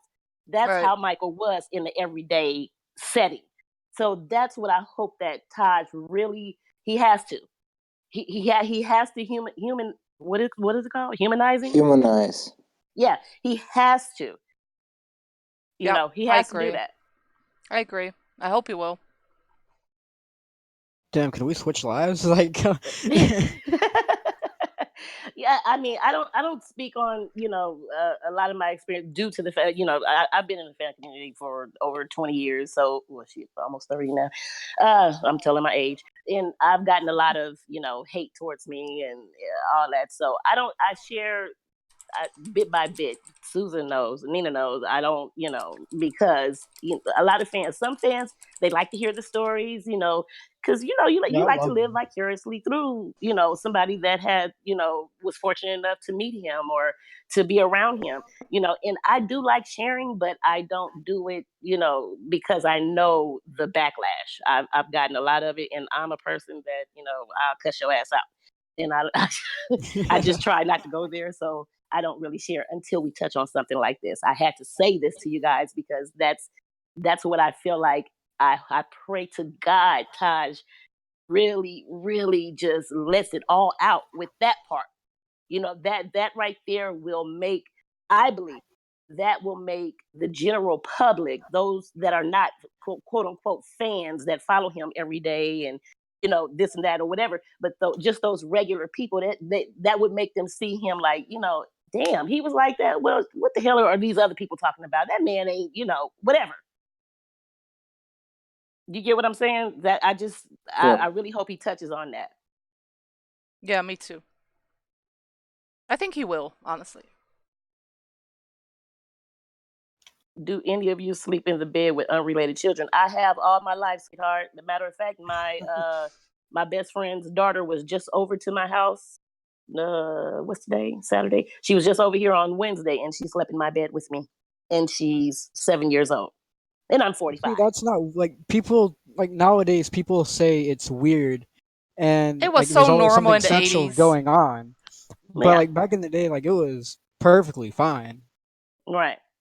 It was And completely normal. No that's one just thought the anything condition. about it back then. And Antonia and Nigel, or if whichever one of you guys are saying that, if that's what you choose not to do with your life, then that's on you. There's nothing wrong with that. Period. If you guys are against that, that's your personal opinion. But everybody doesn't feel the same way you do. Right. Does anybody want to touch on the fact that Oprah Winfrey has hosted many a sleepover with lots of young girls at her home? Honestly, that was the That's- only part from any Pearl live that I agreed on. She actually had, I think in her last live or something, she touched upon the grooming of Oprah with those little girls. She does exactly the same as what they are accusing Michael of doing. She is grooming kids. I mean, and she's connected to those people. Now it's that teacher. I think that was charged for child molestation or child abuse in one of her schools. What was it? Does anyone remember? Oh, wait. You talking about the school in Oh, Africa? here, please. Oprah had a female pedophile abusing her girls. Why isn't she being used for her platform? Exactly. You know, she's not talking about that, and it's not just that the teacher that was abusing the little girls. Oprah was also in bed with that other guy. God, I forgot his name now. John something. Rick, do you remember? Is Rick still here? I don't know. No, I don't think so. John. I think it was John. I don't remember what the name is anymore. But he was, I think, connected to child trafficking. So, you know, she is doing exactly what she is accusing someone else of. I said that Right. before. You blame the guy next to you for your fart. That's what she is doing. She's doing it herself. And I don't know if she Definitely. actually touches kids or whatever. I mean, that's all just opinion, but it certainly is weird.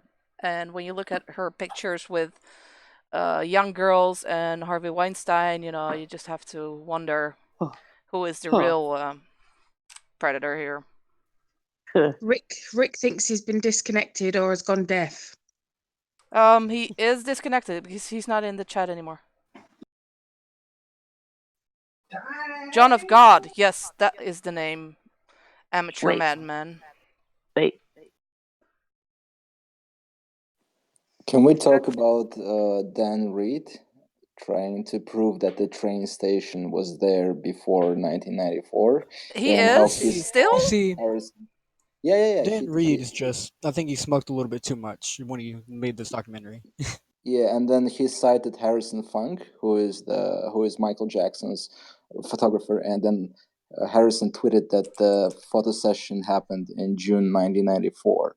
So, didn't you read about this on Twitter? No, I must say I've been busy with other stuff, so I haven't followed Dan Reed at all the last few days. Yeah, so that's it basically. It was funny, like within 5-10 minutes, Harrison Funk replied that it happened before in June 1994. So Interesting. Amateur madman, you have to join The Voice. Oh, there you are. How you doing? Hello, guys.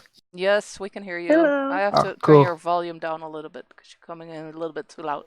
Go ahead. Oh, sorry, I don't know how to do that. All these men, y'all sound sexy. Let me stop. Okay. Is it better now?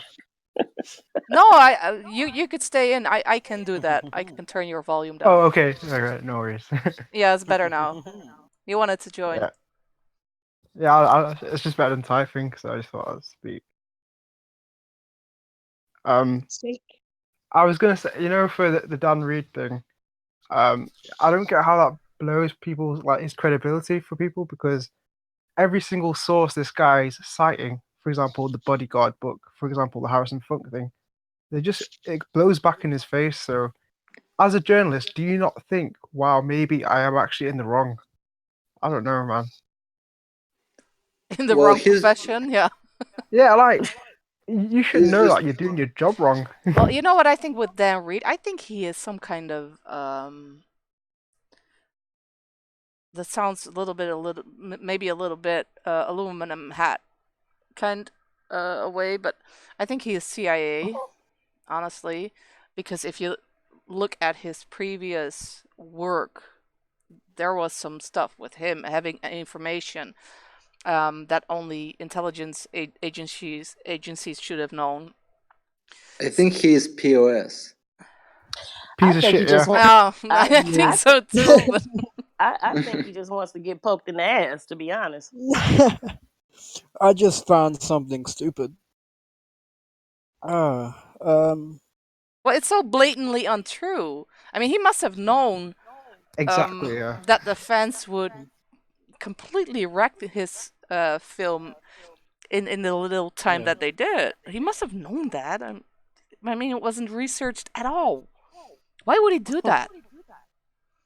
I have an echo, by the way. Who is having his live on a different... Oh, now I don't hear it anymore.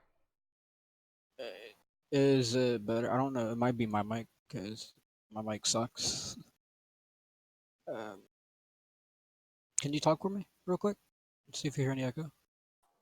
Hello? I don't. I think it's better now. Okay.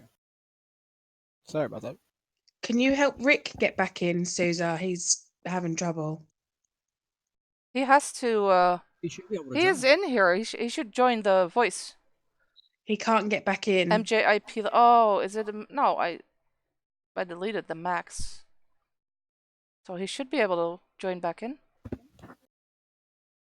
Adam, Oh, he's back. I see you, Rick. Yeah, now we can see you again. Okay. And Rick? in the 2016 when Can't hear Wade him. Robson was asked when was the last time that he spoke to James Safechuck, and he said, I believe the last time was in early 2014. If I'm not mistaken, we have this thing called cell phones.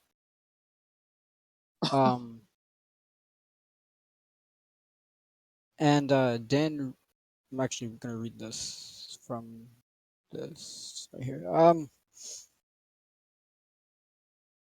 Yeah, Dan Reed misled the press at Sundance with a heartwarming story that suggested that Wade Robson and James Safechuck had been kept apart for legal reasons, and the Sundance Film Festival was their poignant. Yeah, the first time they saw each other in adult life, he claimed. Yes. Which contradicts whatever is in the... I think it wasn't in his complaint, or was it in something else that Safechuck said that he met Robson somewhere in 2014. So they've been in contact. I mean, they had the same lawyers even. No way that those lawyers wouldn't have put those hats together to see what they could cook up. I mean, if not, they were just dumb some way. But yeah, I'm not gonna lie, I fell asleep watching Leaving Neverland. I won't be surprised how many people did fall asleep watching it. I don't think most of the people actually watched the whole thing because it was horrendous. Sousa, did you want to talk about a little bit about the MK Ultra thing with Rick? Because there was a couple of people asking last week. I can't even speak. Last week, if they missed it. Last week. Last week. Yeah, I mean, obviously you've got Rick here. So do you want to because some people were asking about that, if you were going to do that this week? Yeah, I think it was Muggle that asked, I haven't seen Muggle in the chat yet. I don't know if he or she is on here. I don't know how many of you have actually listened to the podcast from yesterday. I was not able to catch it. That was 6,300 views almost since yesterday, so there must be a lot of people that actually saw it or listened to it. And we were speaking, Rick and I, about who could be behind Leaving Neverland, why, sort of a part 2, and was it all about money or is there more to it? And we got a lot of good feedback, I think, on the podcast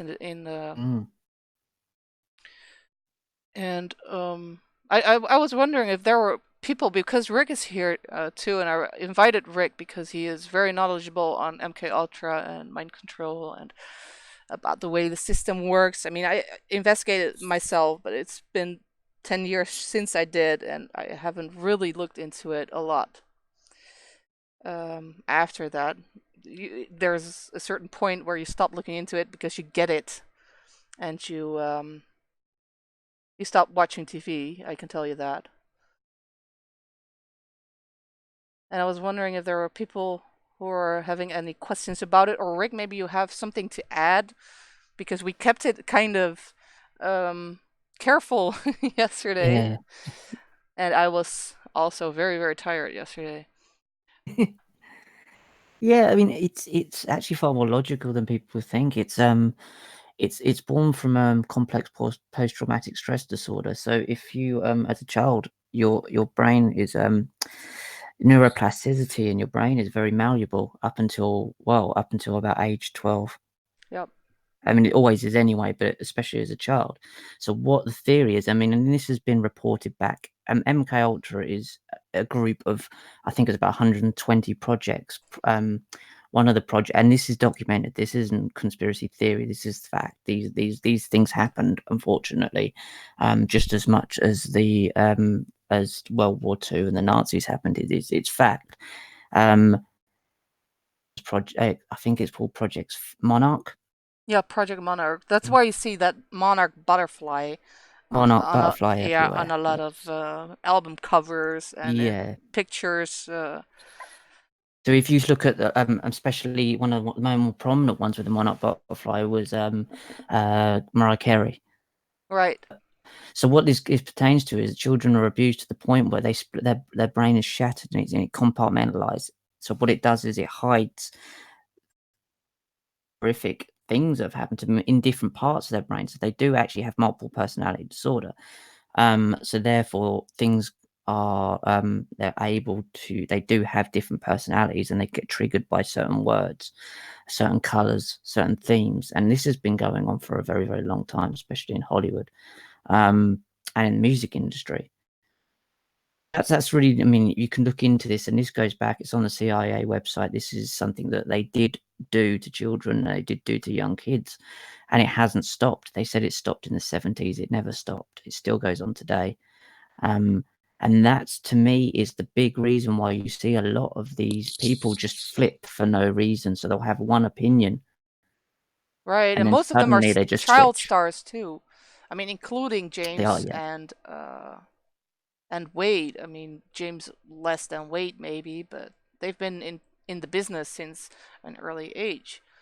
They do, and his common denominators are like the pushy parents. They always want their kids to be around famous people, so they get put. It's the parents that want the children to be in there. It's the parents that have to be able and have, no heart for their kids, and will be willing to sell their kids to the industry. It's usually the parents that are very selfish. I'm going to use my kid to get better from it myself. And you see that with all these so-called accusers. I mean, the mothers of James and Wade, you can tell how pushy they were and how happy they were that they were the ones that actually started living a different luxury life. Or at least that is what they intended to do.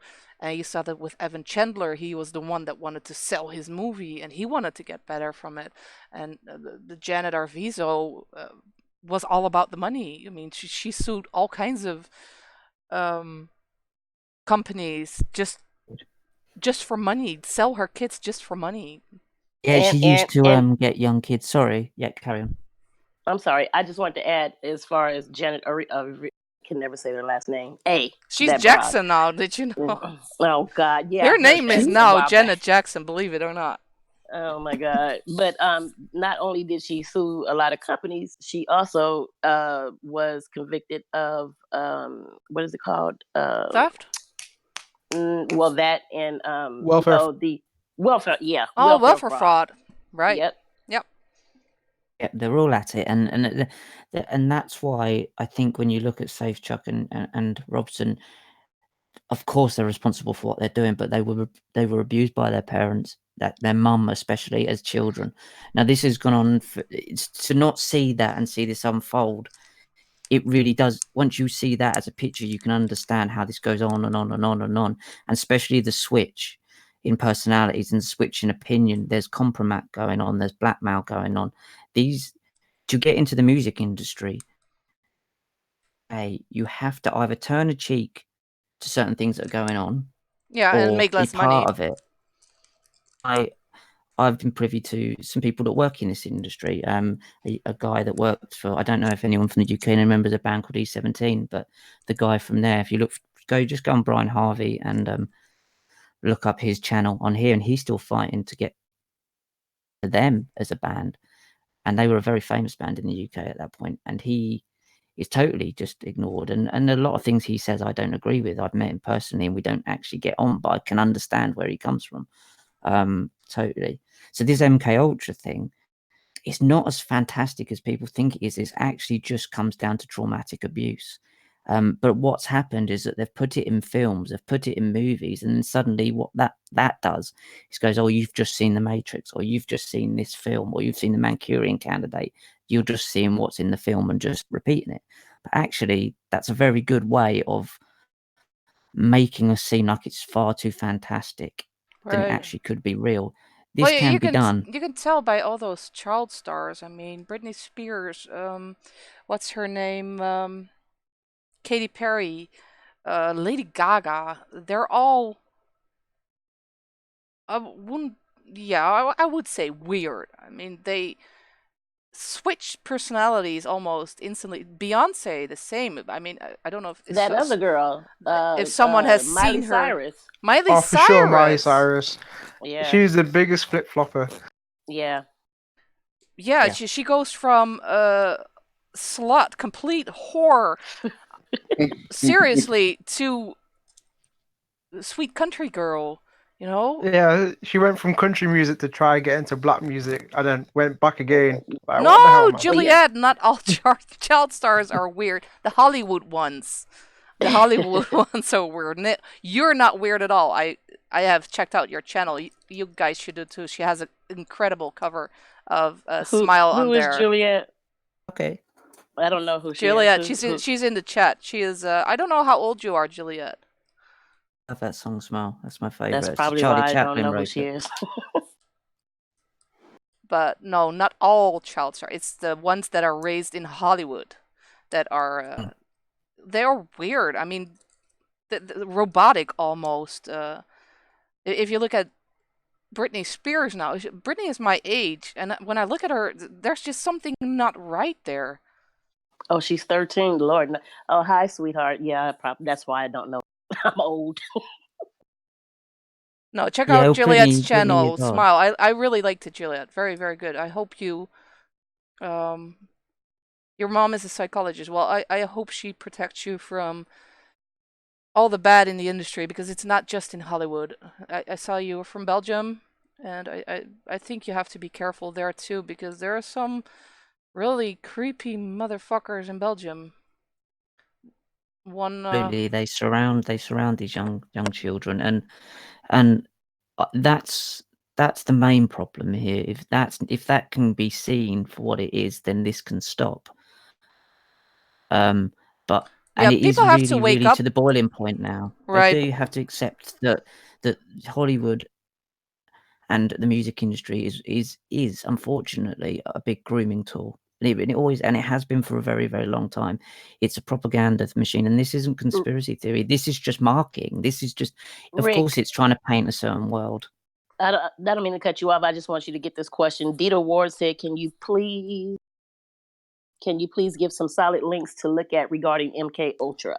Yeah, there's a great book by, if you Google a guy called Neil Sanders, he's a friend of mine. His books are called Your Thoughts Are Not Your Own. I would recommend anything by David Icke, although I understand the reptilian stuff will freak people out. But actually, if you look at some of the stuff, it makes a lot of sense. I know his son very well, and he's not half as weird as people think he is. Who else? BBC Brainwashing is a really good book to read if you want to see how the media works. I have Dan. Yeah, I have a good book too on it's pretty heavy stuff to read, so you can email me and I'll see if I can send it to you. I'm not going to send it to anyone. You got the title of that? That's That was a long title. Remember, it's Mind Control Slaves. Oh, here I have it here. The Illuminati formula used to create an undetectable, total mind-controlled slave, and that is, I thought, very, very, very creepy to read, because you're gonna recognize a lot of stuff, not just for Michael, because all his weirdness that people think is weird, you're gonna find back in this book, and where it comes from. I'm sorry, Susan. Sharon Jones, please answer my question about Michael, because my heart is broken and I want answers. What was your question, Sharon? Okay, I'm sorry, Susan. Because they're talking so fast, that is just going. Yeah, it is going fast. No, and so it's not a very light read. I'm not sure about your books, Rick, that you recommend, but this they're one, lighter than the one than you said, but they're all unfortunately they are all the truth. Yeah. It's not something made up. It's really, I mean, you can find that stuff on the CIA website even. I mean, It's just a matter of fact that the problem is that they said it ended, and it clearly didn't end. But the techniques mentioned in the books are real techniques used to actually control people. I mean, in a way, we're all controlled through TV and the mainstream media that has one narrative that they want to push on you. But this is really the more deep stuff. I'll let you answer Sharon Jones, because this is the Innocence Project and she's asking about dead or alive. So Sharon said, I wanted to know if Michael is alive or dead, because it went from is Michael alive or dead to Michael being innocent or guilty. I think you're on the wrong channel, Sharon. You might have listened to our other live on the other channel that is about the death hoax. This is just about the whole allegations thing. This is not a hoax channel, so I'm not going to go deeper into your question on here, if you don't mind. A important thing that you said there, that it's called trauma-based mind control. Right. And you said there the whole point is the media, what it does, and I think we all know this, is when you turn on the news, it's just always bad. Right. And what that does create in us is trauma. We're fearful. So out of fear, we act in certain ways. We make decisions out of fear, and that's all it is. It's just constant fear. You've not got enough. You're lacking. This bad thing's happening in the world. That bad thing's happening in the world. That creates trauma, and from the trauma, you react in a certain way. So, being trauma-based mind controlled, we are, but not to that extent. That is what happens to these kids. Is what would I call it? It's targeted and it's horrific. Hold on, and Rick. it's in depth. Phil, sorry. Please stop about Pearl Jr. Seriously, we're not gonna promote Pearl Jr. in this chat, or you're out. I'm sorry. I really don't like the woman. She doesn't need any promotion in this chat. Seriously, the woman is batshit crazy. I've got a quick question. You know, before when we were talking about the fear of Taj getting sued if he names names, right? Does that mean he can't really mention Victor Gutierrez in the case that he might sue Taj. I think he can mention Victor Gutierrez because Victor Gutierrez actually has a judgment against him. He has been convicted and he has to pay. So he definitely can mention Gutierrez. I not in any way he wants, probably, but he can definitely put him in some way. Yeah, because I think he's such a key factor in explaining this whole thing. I think you're right. From what I know, I think he's a real key factor. And wasn't that he quite well connected to Diane Diamond in all of that? He was her best source. Yeah, I think you're right. I think he's a massive, and that's clearly a conspiracy to set Michael up. I mean, that's clear as day, and of course it is. She's even said so. So, if that can happen once, and of course this is happening again on multiple levels, and what happens, I think, in Hollywood quite clearly is they're so willing to chuck each other under the bus. Phil just left the chat because this sucks. Yeah, sorry. Go to Pearl's channel if you want to talk about Pearl. Seriously, not in here. I'm so done with that woman. I already gave her a heads up today. I mean, I was nice about a very short part of her video. That should be enough. Okay, a few questions. Poetic said, Romello has a question. Romello, what is your question? Somebody asked you a question too, Souza. Wait, where is it? Souza, are you familiar with the Franklin scandal cover-up? And if so, what is your opinion? I have no clue what that is. Does anyone else? I don't. Rings a bell, but I'd have to look into it. So, no, I don't know. Romello has a question. It's about child about prostitution Motown? rings, but I don't know anything about it. What about Motown? Oh. I think Motown. I didn't see the question, I'm sorry. Yeah, well, Jacksons weren't included, so that we know for sure, right? Regarding Motown. I think they were just on the screen or something. I haven't seen it, but... Well, yeah, you guys also have to remember that Motown is not owned by Berry Gordy anymore. No, it's not. So whoever's behind Motown, yeah, they assholes. Do you think it's related to the Leaving Neverland, or there might be another reason? No, it's related to Neverland, I believe. All this crap with what's going on with that stupid mockumentary. Yeah. Question: do you think Wade and James can go to jail?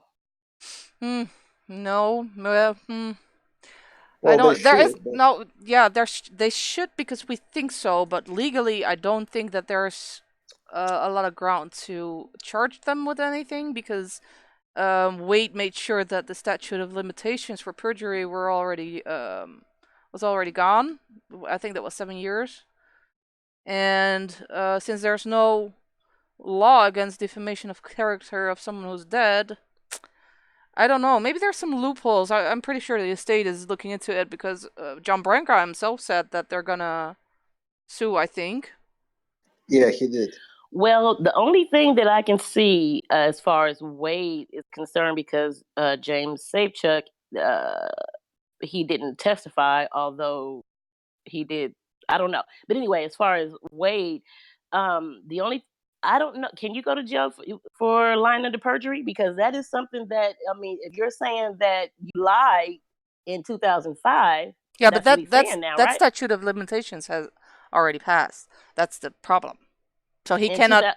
From 2005? Yeah, it's 7 years. So 2012, 7 and he years? came Okay. out with it in 2013. So he made sure that passed first. Okay. See, I didn't know that. Did you guys listen to this Scott Ross thing? He kind of explained this. Basically, he said because it's outside the jurisdiction or something, and because it's been so many years, in theory they can get him on perjury, but they just wouldn't. Right. Well, what I do think is, and I think that is what John Branca is trying to do. What they are doing is they are damaging Michael Jackson, the brand, because he's not Right. just a person, he's also a brand. I mean, there's merchandise, there is music, there is a lot that can be hurt other than the person by claiming stuff like this without any evidence. So what I think is that they are building a case based on Michael Jackson, the brand. And I think they might have a case there. I don't know. I'm not a legal expert at all, but that seems to be a logical thing to do. Okay, pause, you guys, for 1 second. Sharon Jones, please answer my question about Michael being dead. I missed it. I'm sorry. Okay, Sharon, this particular channel is not for the hoax. We don't talk about that here. If you want to talk about that and know about that, you'll have to go to Susan's other channel, which is Susan. MJDHI. I'll type it in chat.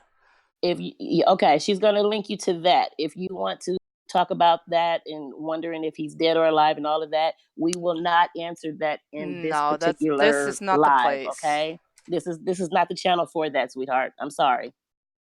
Okay, go ahead. Who was talking? I don't remember. What was I? You were. I think you were.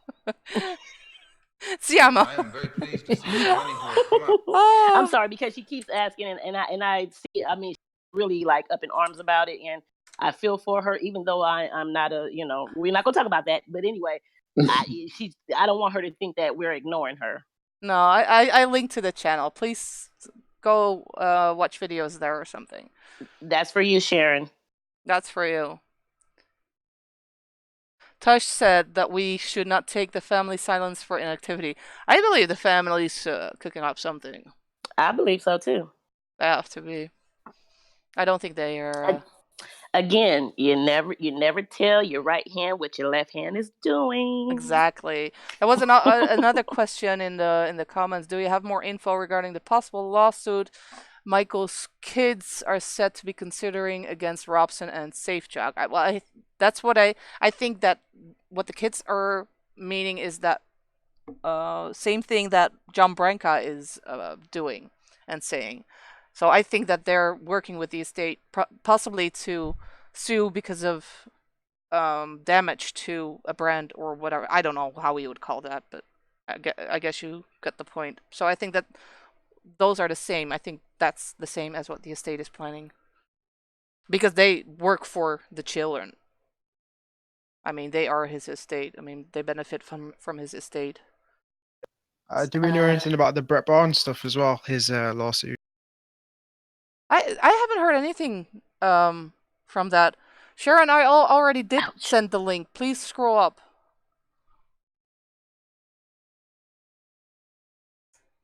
Here, one more time. Let me see. One pilot said, "What do you think about Michael manipulating media in interviews with Barbara Sawyer? She said he was doing this." Who? One pilot. Who? He said. Oh, One Pilot is the name. Yeah, One Pilot.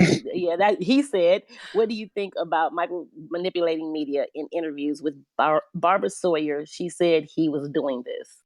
Does he mean Who cares about Barbara Sawyer? Diane Sawyer or Barbara Walters? I think he meant. Which interview are we talking about? Person, Wait, I was going, who is Barbara Sawyer? Wait a minute. What are you thinking about Michael manipulating the media? I think he was very, very good at that. Mm-hmm. I think that is exactly why we spoke earlier about hoping that Tush will put the real Michael Jackson in his documentary, because I mean he was a huge fan of Barnum, and if you know anything about Barnum, everything was about manipulating the public and the media and to make as much money as you can. And I think he was extremely good at that. That's what made him backfired at him. It backfired at him in a way too, yeah, because that is how he could defend himself less good as he wanted with the allegations, and it made him look weird. Yeah. So I don't know if that answers your question a bit, but Love you too, Poetic. I meant to say that earlier, but okay.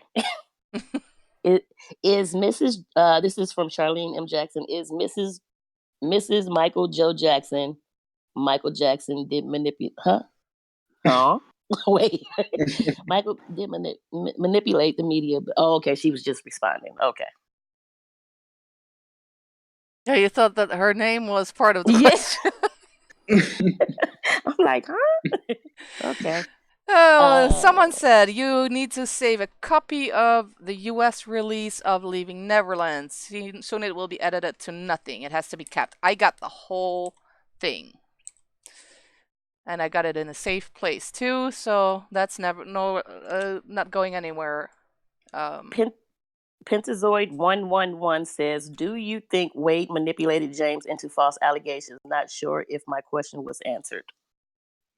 No. I think James saw an opportunity when Wade came out in 2013. Right. And jumped on that train where there was no Yep. train station for people to park. Yep. Jumped on that train. I love this joke. He jumped on the train at the bus stop. That was a good one. Yeah. Where are Wade and Safe Chuck? Has anyone heard anything coming out of their mouths ever since the whole thing went to shit? No. I haven't. They've completely disappeared. Mm-hmm. I think he spoke last week, about the Michael Jackson name on the LA school. Wade Robson spoke. Of course he would. He's such a narcissist. Jennifer Vahar, if I said your name right. Question: do you think Lisa Marie and Michael married for publicity only? Yeah, that. No, I think they did a whole lot more than that, but I'll keep it to that. I mean, ask Donald Trump. He knows what happened. Gary Ed said, "Where's Jody Chandler?" In Hell Mountain. I don't know. There was some guy on Twitter that Tush also followed. We were talking about that on the live when Tush was there. He said, I'm not sure either whether or not that's a troll account. It probably was because he's been deleted from Twitter. So I don't know. I actually hope that was the real deal because he said he would make a statement, but that never happened. So I don't know where Jordy is. Poetic said, "I heard their lawyers told them not to speak." Not sure. Well, that's what I would advise my client because they're really. Yeah, Genevieve Hansen said, "Do you keep watch on what the MJ victims, supporters of Wade Robson, James Safechuck, what the people who run these sites are doing?" I think that's a good question. No, actually, I don't keep watching that. Didn't Amateur Madman have? Yeah, I had a question on that. So basically, when you tell people to research the allegations and etc., one of the first hits is that smear site MJ Facts. So I'm just thinking, maybe obviously I can't really construct this because I've seen some of the writings you guys have done. Maybe you could do a piece and just discrediting the whole thing because on the face of it, on the surface of it, it looks quite well researched and cited. So it could kind of confuse people. I think the best thing that you could advise anybody to do, I mean, there are always going to be other sites like MJ Facts that are going to be set up to support the allegations, and this is why Sousa and Jahaz Moonwalkers United, these sites, Michael Jackson Innocent Project, are so that it can balance out and you can find your own facts and research yourself and just kind of form your own opinion.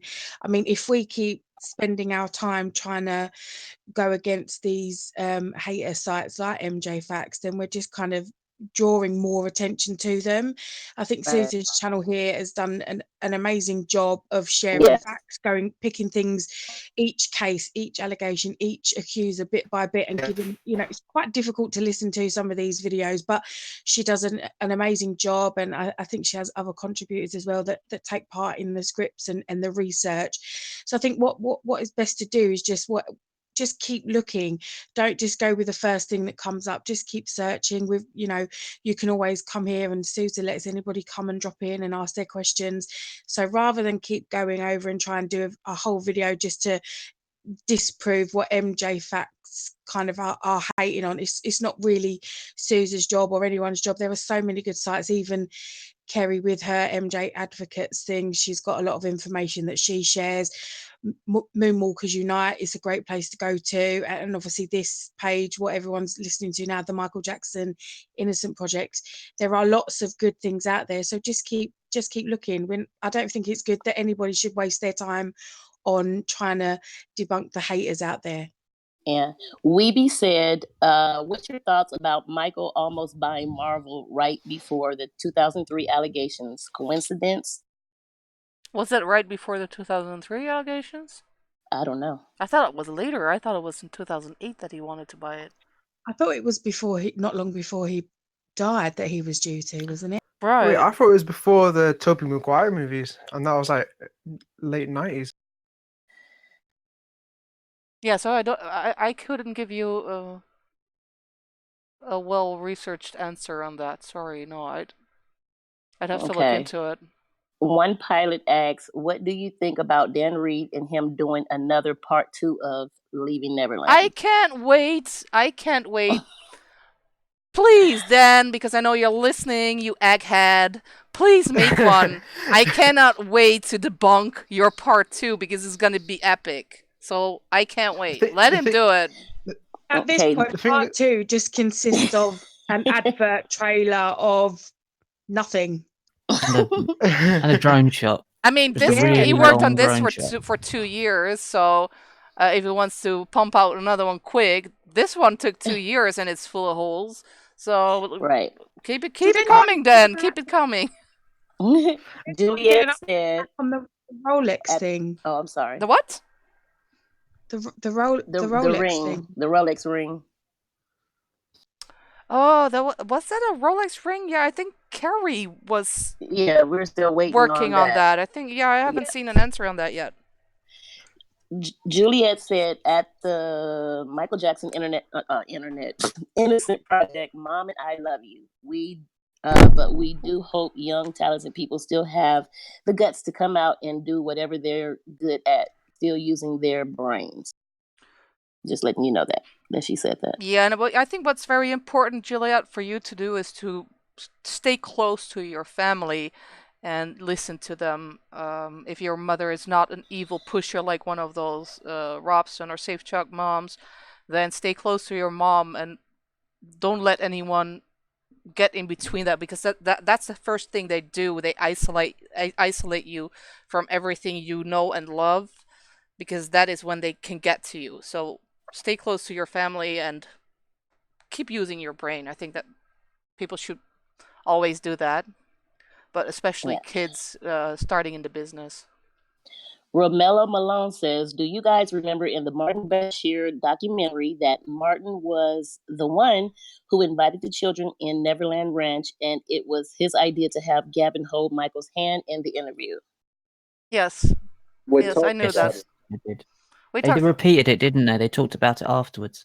Right. When she repeated it on camera, it was a complete... It's setup. They made him do complete setup. It's a setup, but that's why I said last time that you can tell by Michael's face the moment Gavin grabs his hand, you can see his face go like, "Oh shit." Oh shit, they're doing it again. Right. Soraya V. Is it possible to open an investigation on James and Wade? Is it possible to open an investigation? Yeah. I think it's always possible to open up an investigation. Look at the Russia collusion. I mean, you can always open an investigation, but if you're going to find anything, that's a part 2. So, I don't know. I don't think they have enough legal grounds to do that, honestly. But they could, sure. I mean, you can always open up an investigation if you have enough time. Okay, let's see. Why is Oprah not talking? I think Oprah was shut up by Apple. because she had that deal with Apple. So I think that's why she deleted everything too. Her goddaughter just came out and told her that she needs to apologise, I believe. Who said that? Oprah's goddaughter just came out, I believe, and told Oprah to apologise. Oh my god, really? Wait, I who could be did? wrong, but goddaughter, and could be wrong, but I've only just seen it tonight. So That Oprah has to apologize about the whole Michael Jackson thing? Yeah, she should, bro. Yeah, Oprah goddaughter. Just put it in. Well, I could be wrong. if she's gonna do that, there is someone Pentazoid 111 says, "Oh, sorry." No, but that would be weird because she's definitely against him, always has been. So I don't see her apologizing at all. Yeah. Same. No. I believe it was her goddaughter told her to apologise, but And she's a very hard-headed person as well. Pentazoid 111 says, "Which MJ hater Twitter user do you dislike the most?" Sorry, you were a little bit as if you were underwater. Try again. Oh, can you hear me now? You're a bit. I don't know. Are you in your kitchen? No, I'm sitting right here. Oh, wait, hold on.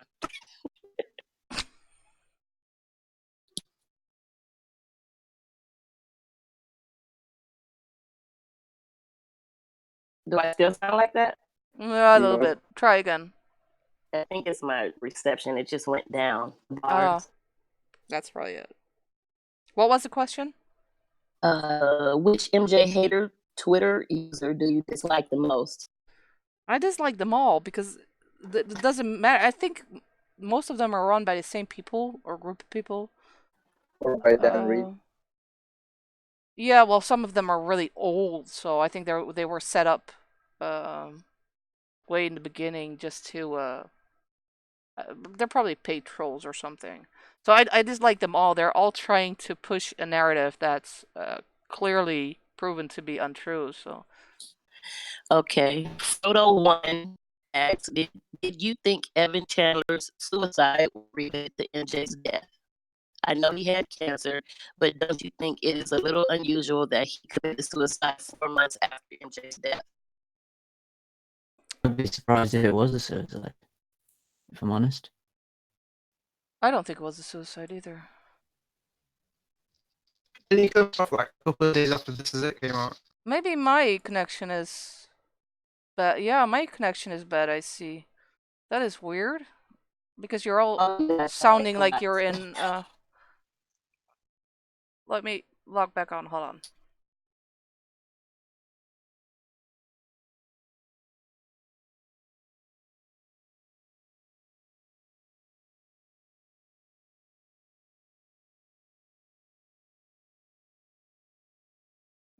Okay, say something again. Hello. Yeah, it looks like my connection is going off and on. Now. So honestly, you guys sound like robots to me too. So I don't know what's going on. Yeah, it's all sounding roboty to me. Let me. It's the haters. They're trying to silence us. Oh, it's weird. Let me see if I can change something on the server settings to make it better. It's in Central Europe now. I'll put it on US East Coast.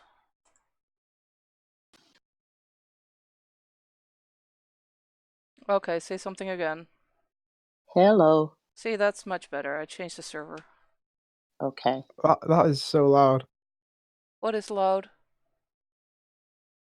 The voice is in his head. No, this server is just louder compared to the other one. That could be, but you can if you right-click a user, you can turn their volume down. So if Ja's coming in very, very loud, you can just mute her. Well, mute her. Okay, thank you. Turn her down. Okay. Simph asks, what is your view on Kerry and AEG lawyer Marvin Putnam funding Leaving Neverland? Who? Kerry? Yeah, I don't know who they're talking about. I don't. I think I know what they're talking about. The lawyer for the AEG trial, his wife is like the head of HBO or something. Oh yeah. And her name is Kerry? I don't know a full name. I think it's like Putnam or something. Yeah, his name is Marvin Putnam. I don't think that they actually funded it. Basically, they're all connected in some weird, like, coincidence way.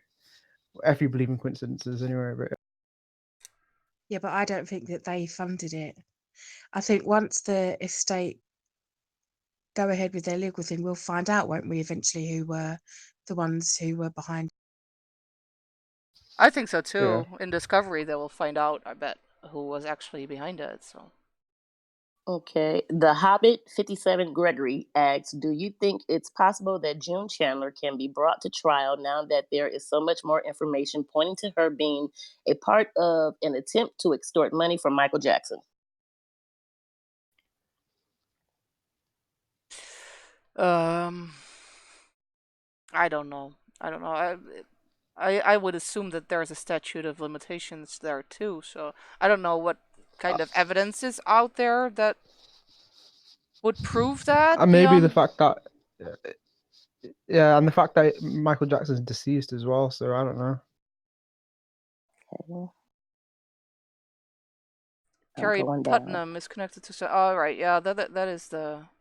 They're all connected. That's the whole point. They're all connected. All of them are.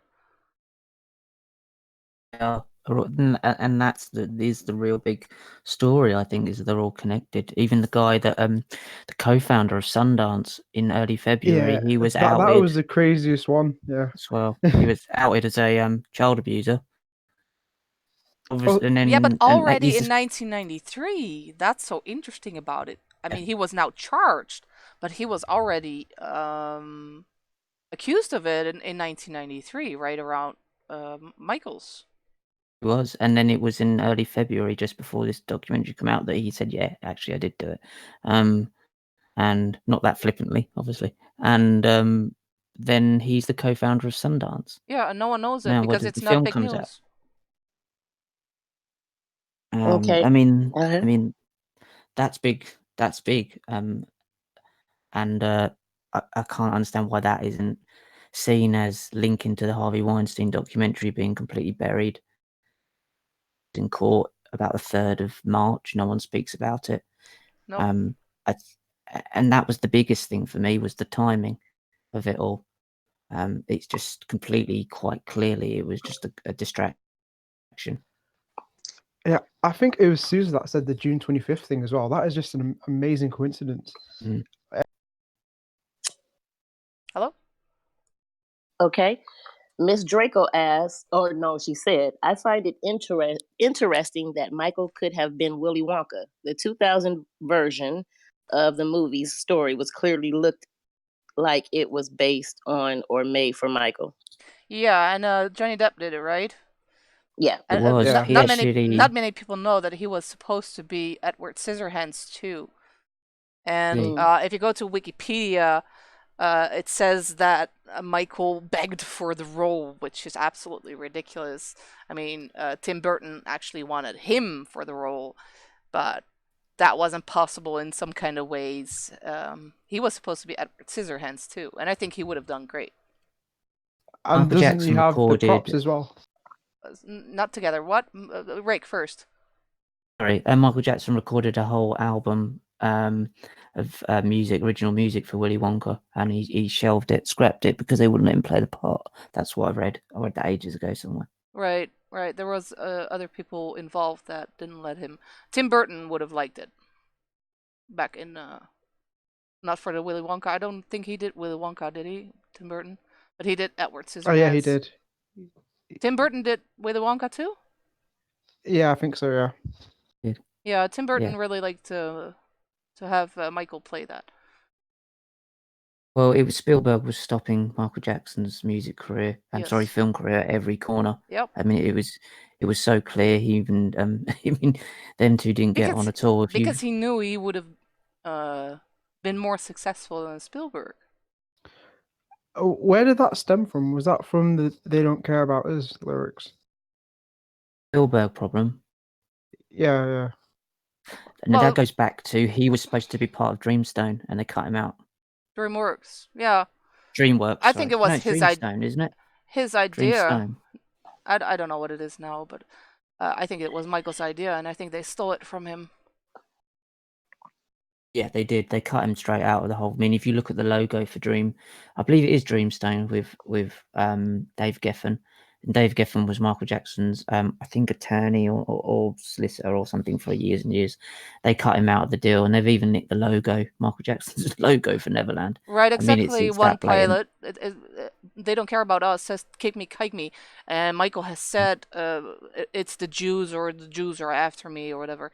I mean, that doesn't mean that he is talking about the Jewish people. He's talking about those. Right. I think that that's what the Bible calls the fake Jews, the people that say that they're Jews but are not. Yeah, that's happening in that Palestine. Yeah. If you look at who funds the guys that are going into Palestine and taking over Palestine for Israel, they're funded by the Americans and the English. They're not. They're doing it in the name of right, not and if you look at all these people that are connected to Zionists, this, yeah. Zionists. they're That's all it. so-called Jews. And are they really Jews? I mean, or are they part of this fake Jew thing? There's a reason Michael actually addressed them. Yeah, it's the Zionists. It's this Zionist thing. These Zionists aren't. Say, I think someone just mentioned it. Then this Zionist thing is funded from unfortunately from the West, and that is a big Yeah. part of what's happening in the film and music industry. Is goes back to this, and this is all connected. And if you really look into how all these things connected, you would the real World Wide Web is not the internet. It really isn't. There's only 10% or something that we actually see that it's been indexed, I think, by Google, and the rest is the dark web, where you can find the most disgusting things. I mean, I already think that half of the regular internet is disgusting enough, but I mean, you know, when you're looking at YouTube too long, when you keep clicking on the right side, you always get into those disgusting pimple popping things. Yeah. For some reason, that always pops up if you click too many times. But the poetic. Yeah, go ahead. Poetic Justice said, "Do you know if Miss Catherine is doing okay?" I guess I can answer that one. Last time I spoke with John and Myra, which was probably maybe Tuesday or Wednesday, she's doing okay that I know of. There's nothing. I mean, you know, she's old. She's having old people issues, but she's doing okay. Yeah, but what is she? She's gonna be 90 this year, isn't she? Or next year? Is she gonna be 90? I think she's from 90. Let me see. Catherine 91, I think. Jackson. No, she's gonna be 90, I think. Oh no, she's gonna be 89 on May 4th. Oh, 89. Okay. 89. So that's old. I mean, not many make it that far. So she's an old lady. So she'll have some issues, of course. I mean, yeah, but I'm 37 and I have issues. So yeah, they do. One thing, just to clarify, they do try to block her from all of this stuff, but Catherine is still she's very much, you know, upfront, and she wants to know what's going on. That's one thing they did touch on with me, that she actually looks at a lot of things, you know, that's going on, and to keep up to date with it. Right. They can't stop her from doing that. So I don't think so. I don't think Catherine Jackson lets anyone stop her. No, she doesn't. She's much stronger than what people think she is. I think so too. To be very honest, yeah. So yeah, but she's doing okay. Let's see. Well, that's good. I actually wanted to ask Tosh when he was on how his grandma was doing, but totally forgot. Yeah. I have a question here, still on my list. Is the Michael Jackson estate providing any money to the making of Tosh's documentary? No, I don't think so. And although I'm aware that not everyone would resonate with this, but I would love to have Michael's spiritual side discussed and how it's related to the battle between light and dark. That would make another 3 hours, I think, if you were gonna talk Yeah. about all of that. But I do see that many people are, for some reason, thinking that he is into new age and stuff like that, and worships 20 gods and all of that stuff. I don't believe that. Let's keep it at that. I think that Michael has one God and one God only, and Yes. I think he's Pentazoid. absolutely 100% Christian. Yes. And I believe that as well. right, and I think that I know that there are a lot of people that believe in all that new age stuff. I personally don't like it at all. I try to keep away from it. But Pentazoid 111 said, why do you think Brandy Jackson hasn't shown any pictures of her in Wade? Would you? But anyway, that's the question. Because that's her personal stuff. I mean, why would she have to? Maybe she burned them. I mean, I don't have any pictures of myself with my ex-boyfriends anymore. I mean, I threw them out. Especially if you cheated on her as well. You're not going to keep those things, are you? Right, she might have ritually burned them or played voodoo with it or something. Dita Ward asks, well, she says, I think it was also strange that Peter Lopez was killed. What's your thoughts about that? I agree. I agree with that. There's some story behind that. Maybe someone else in here knows more details about that. I've always wanted to look into it, but I have too many projects already. So who's this? Peter Lopez. I think he was his lawyer. Yeah, he was. Yeah. He died. Wasn't it 2009 or 2010? All I remember is that it was kind of suspicious, but that's with a lot of deaths around Michael. I mean, Frank DeLeo suddenly dying, and it was in 2010. He died of a gunshot wound at his California home.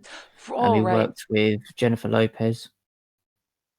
Right. I don't know if he was related to her, but yeah, a gunshot wound. That's all it says. Lopez was Michael Jackson's music lawyer for several years, according to Alfred Newman. Yeah, we are deeply shocked and saddened by the unexpected loss of our friend and partner. Yeah, it seems to be very suspicious. That was in 2010. Right. There's a lot of people that died, honestly, around Michael, but there's also a lot of people that surrounded him that are so shady, and I always wonder, why was he around those people? Yeah, especially during the latter part of his life. Yeah. What I think is interesting is that he was with that Prince Al-Walid guy. Remember him? Yeah. I think he got actually he was charged with pedophilia. You say that, yeah. You could say that. This is interesting that he's around those people, and whenever you see him around those people, it doesn't look like he has a really good time, but let's say if he wants to be around those people, maybe for some information, or I don't know. There's something interesting, I think, behind all that, too. I think the Shmuley thing was a bit odd as well. I've read his book, and that was just... Yeah. That and Uri Geller. Oh, Uri Geller. Uri Geller has always been... Yeah, I mean, there's been rumours of Uri Geller for years that he's a CIA No, he's asset. Mossad. I mean, I just think... He's Mossad. Yeah, there's something not right there. I don't know about that. That sounds... Yeah, he's Mossad. He probably worked with the CIA, but he's Mossad. He's Israeli intelligence. That's what I have heard. I mean, a decade ago, that was the case with Uri Geller. And just I don't know if you're still there, Nina, but what he said about the whole Brexit thing was absolutely disgusting. What did he say? Nina. I think Nina fell asleep. She probably did. No, he said that was some kind of a threat to Theresa May, I think, about the whole Brexit thing, that he controlled that all with his mind, and that he would never allow a Brexit, and that he was part or did work for the CIA, and they could confirm about his special ability to control things like that. Which is, first of all, I do believe he still has a UK citizenship, which is ridiculous. I think they should take it away. But he is not a real British person. Plus, who gives him the authority to change anything? I don't think he can do shit, but why would he be the one that decides what happens in the UK? It was some sort of attack on democracy there. Whether you're a Brexit supporter or not, it just seemed strange what he said and the way he said it. I don't know what you're in the UK, Rick. I haven't followed He's the whole always Brexit a strange stuff. guy. He's done this with football. I remember him doing it with England, saying they were going to win something and they lost. I remember doing that. And do you know what the pictures of Michael Jackson when he was with Uri Geller and they went to, I think it was Portsmouth football ground, and he was wearing Michael was Exeter. If you look at Michael Jackson's eyes, doesn't he look half asleep? He looks completely out of it. He looked. Yeah, he looked completely drugged out during that. I think it was like 2001 time or whatever it was. He looked I think he even had a broken foot or something. Yeah, there was something like that. Yeah, he didn't look with it at all. He didn't really look half asleep. That was a whole bizarre situation, and I think Michael Jackson there was a time where he just was so lost. He just bounced from one weird situation to the next, trying to find some sort of home. Yeah. Okay. Romello Malone says, you guys thinking about interviewing Brandy Jackson on you guys' channel? I want to interview anyone who wants to be interviewed, but I don't have her phone number or email address. It's not like I can contact Brandy and say, hey, Brandy, do you want to be on my live? I mean, Tush was in here himself. Well, I will say this. Hi, I'm raising my hand. It's in the works. I'll leave it there. Jaw has it covered. But yeah. Okay. I have also here, what's the latest on Nottage and Wildon? That's with that musical. And if Alicia apologized to the fan base for her condescending response to our concerns about having those two on board. I did believe that was a really unlike Alicia to respond like that. I don't know if she was just done with answering so many questions or something, or because I don't think that having a Pulitzer Prize means that you're credible on everything. That's ridiculous. I mean, the New York Times, I think, and the Washington Post got Pulitzer Prizes on their covering of the Russia collusion hoax, and that all turned out to be fake. So that shouldn't be an argument for her to say, oh, you should shut up because she has a Pulitzer Prize. No, I think that if she genuinely believes that Michael Jackson is a pedophile, that she should not have anything to do with the musical. I don't know how you guys think about that, but I don't think they should work on that anymore. I don't exactly. Either, why honestly. would you want to work? Yeah, why would you want to?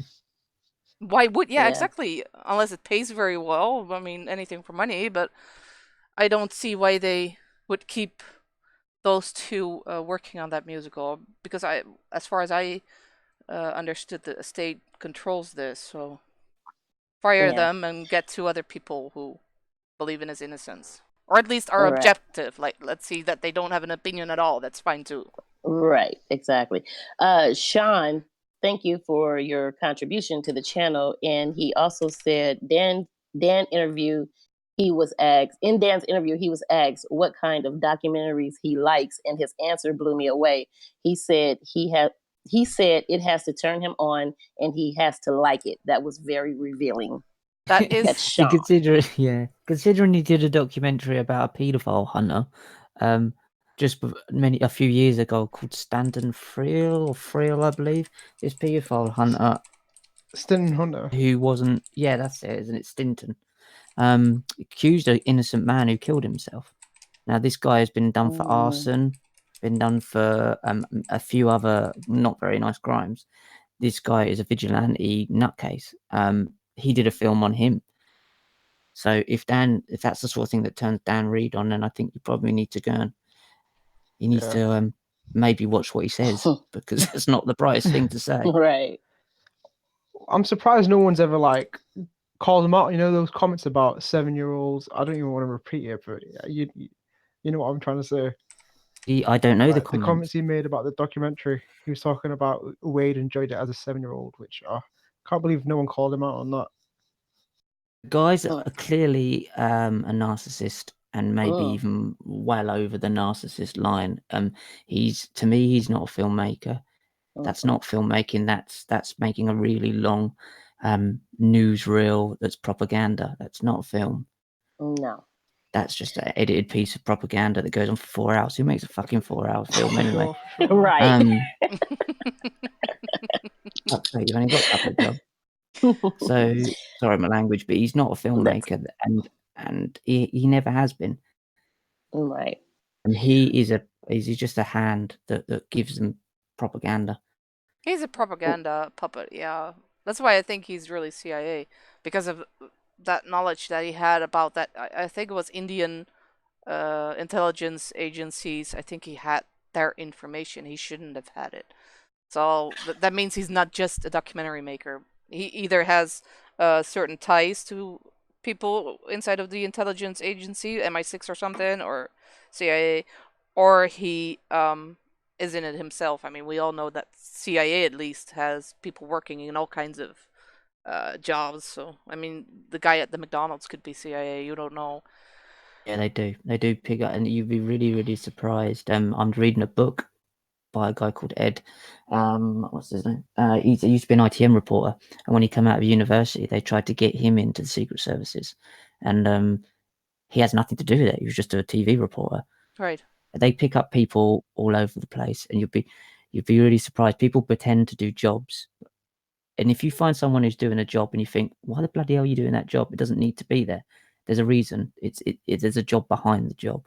I've seen many people, especially in the self-development industry that I worked in for a year, that do this. They're not doing the job. It's a whole facade. And this goes on. And this is not just me being conspiracy theory. I know they do, because it doesn't make any sense what they're doing. Right. They could be anywhere, but mostly they're usually put in positions of, or on stage, or they're talking about things, selling something, where what they're doing is they're looking for recruits for people, Yeah, types of people. Yeah, they are. They exactly. That's what it is. They are looking for certain types of people, or people with certain ties to companies or other people, and they really, yeah, exactly like Reed says, he's a gun for hire, and for the CIA, I bet. Yeah, because anyone who makes documentaries, and this is what I do for a living, you have a morals, you have values, and you wouldn't do certain things. That's not what he's about. Clearly, Well, it's not even a documentary. I mean, neither was his pedophile one with Stinson, because he didn't have those pedophiles talk. Those Exactly. You alleged need both sides. pedophiles or their family or their, it was very one-sided as well. Plus, it was helping a lot of those creeps that Of course they. it was, because then after that, if you expose them like that on TV, it's very hard to convict them after that. Right. Right. Plus, the way they were doing it, the police warned them a few times. I saw that documentary. Warned them, guys, don't do that. We have our own people doing this, and they need to have that chain of, how do you say that, with evidence that they completely lost a few times, that made them not be able to prosecute. So those pedophiles actually walked free. Yeah, of course they did, because they're setting them up. Right. And there's a word That's for illegal. that. There is a word. That's It illegal. is totally illegal. Yeah, it's entrapment. Entrapment, that's the word I was looking for. It's entrapment, right. And you have to be very careful with that. I don't know if it really falls under entrapment, because at least they claimed they were very careful with not inviting them and letting them invite, but just leave it up to the police. If everyone's going to do this and expose people like that, that's not going to help anyone. I don't think so. Plus, Stinson Hunter is an absolute asshole if you look at what he does on Twitter to the Michael Jackson fans, and how he is so against Michael, clearly without knowing anything about him. So he's part of the propaganda machine, clearly. So yeah, because if he wasn't, he'd be in prison for doing what he's doing. Right. And you can't go around being a vigilante, unfortunately, in this world. Batman doesn't exist. No. It would be great. I'd love to be Batman, but No, you just want the car. Car, yeah. I don't think I'd reach the pedals. I'm not very tall. He's a strange man, Dan. You don't even have to look at him and think that's not. No, there's something not right with him. There's absolutely right, something not right with him. I got a question here also from the YouTube comments on the post from yesterday. I want to know when Michael got involved with the Illuminati. Someone said in the 80s, was he forced to or by choice? I don't know exactly what they refer to, honestly, but you might have an opinion on that, Rick. I think Illuminati is just a word you put towards people that have far more power than they need and right. far more power they can be trusted with. And it sounds was from a crazy, child. so people will actually not believe it just because it's... Yeah. Right. I mean, it was in 1777, the Illuminati was called the Illuminati. It was started. That's just a historical fact if you want to look into the history of the thing.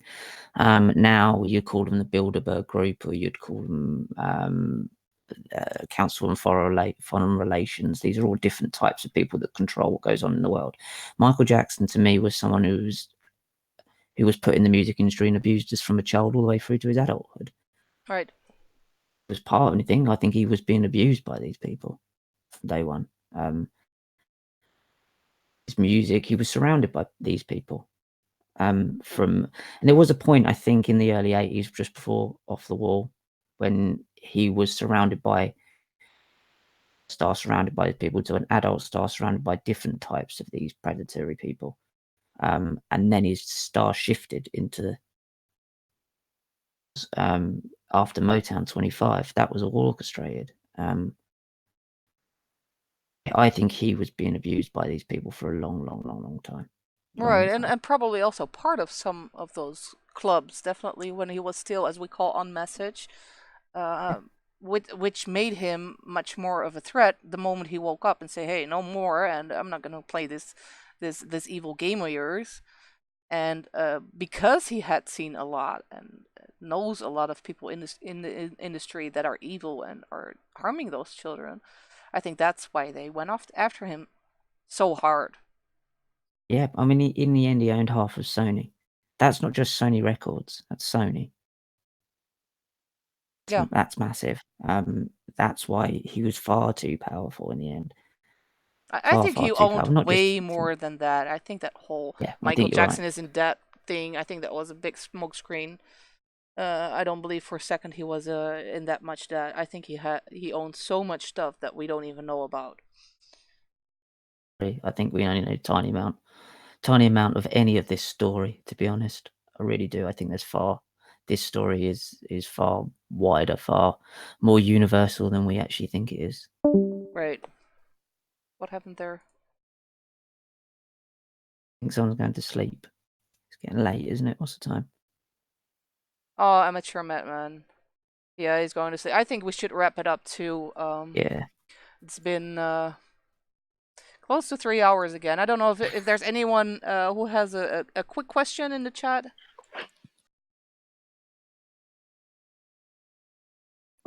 I don't see any. I just got back, actually. I had to go take care of something. Oh, wait a minute. For anyone Mercedes St. Hilaire? Mercedes asks, what about MJ's Hollywood Walk of Fame star? I hear it was vandalized. I think it was actually they fixed it yesterday, didn't they? Yeah, it wasn't vandalized. I think it was just wear and tear. is what went on, and we the fan community got sent whoever is above that to fix it or what have you, and they're out actually fixing it now. I don't think it's all the way fixed yet, but they showed a picture where it's being worked on.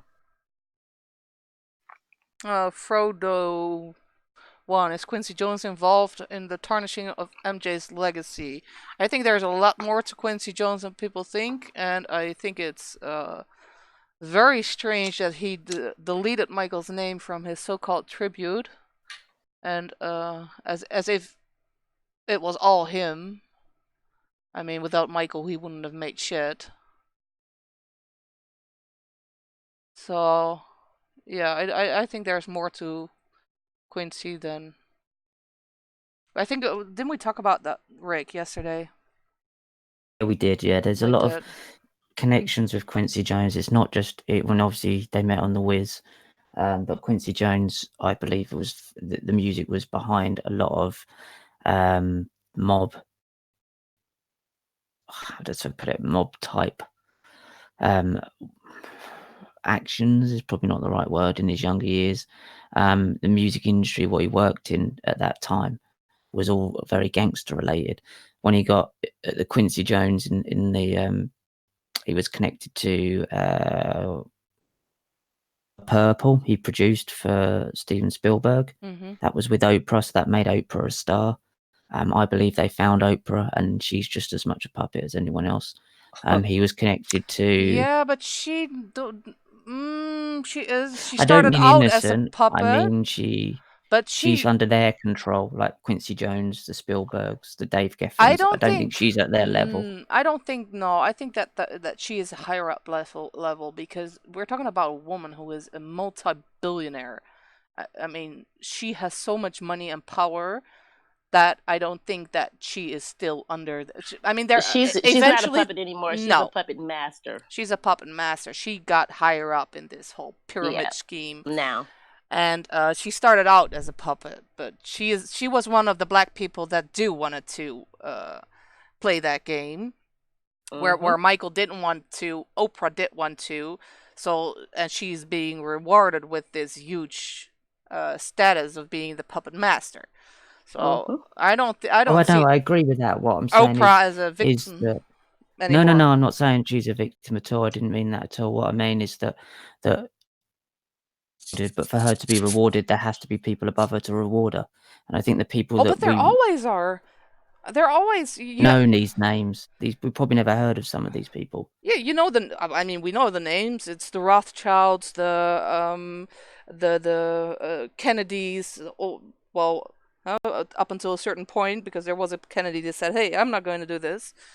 How are the other motherfuckers called? We get the Rockefellers. Rockefellers, got, which obviously is the record label. They're the puppets too, because they all sold their soul to the devil, so they're all gonna lose eventually. Yeah, they just don't know. Oprah's time is coming. Oprah's time is definitely coming, because no matter what she continues to help, with, she doesn't remember, but she's going to remember when it does come back around to her, is that at the end of the day, she is not the right color. So when it's time, she will get hers. Trust, she's going to get hers.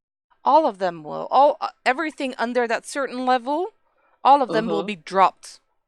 Oh yeah, that's the whole point. As soon as they are not needed anymore, they're being dropped like hot metal. Who was that last? Oh, you see it with the Clintons now. I mean, and I absolutely believe that they're evil as fuck. But for some reason, someone higher up than the Clintons even decided that they were not needed anymore. So they're being trashed everywhere. Dropped, just dropped like that. Oh, while I just remembered, did you guys see the pictures floating around of somebody just showed me this? Oh, Nina did, actually, of what's that child's name? That boy, that fucker, John Legend. The pictures with him and Harvey Weinstein. I mean, not him and Harvey Weinstein, but the pictures that Nina showed me was him and Michael. Who? Did you guys see that? John Legend? Michael? Yes. I've never seen them together. Oh God, I have to Okay, I'm going to go back to that.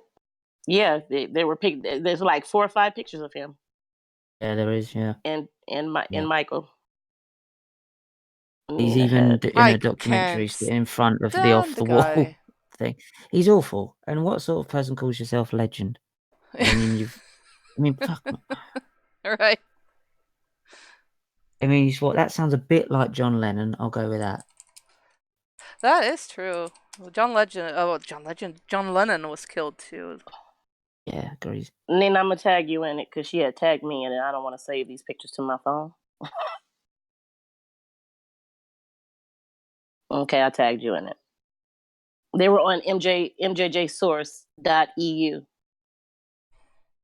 I'm checking them right now at my Facebook. Facebook has been so slow lately. I don't know if that's just for me. I haven't really been on it, so. What is that with John Legend sitting in front of that off the wall It would be something poster? from like a DVD of probably Michael Jackson Legend John Legend said film or something. it's hard not to believe Michael Jackson's alleged victims. Yeah, he's a motherfucker too. Oh, I see those. Yeah, they're all connected, huh? It's interesting how everyone that claims that Michael Jackson is a pedophile, all those blue ticks on Twitter, those fake ass celebrities, that they all have some kind of connection with certain Weinstein. people, and always Weinstein. He always pops up everywhere. Yeah, there's there's your ring, there's your people. I mean, you don't really need to look so far. You can name them. You can literally just name them. I mean, it's just so simple to see what's happening. Just don't understand why people even kind of can't put that. That's quite a clear connection between these people that are surrounding Michael Jackson. Right. It's clear as day. I mean, it could not be any more clear. Yeah. Okay, I think that should be it. We've been yes. on for 3 hours. Long enough. We have to keep some questions for next week. Yes, we do. Make sure that we I think we always have a lot of stuff to talk about, but let's save some for next week. And we're gonna sign off, and we'll see you all next week. Bye bye. Make sure before you do, Yeah? make sure you guys that are not subscribed, subscribe to the channel because you never know who's gonna pop up on our live. And I will leave it there. Okay. Good night. Bye bye. No.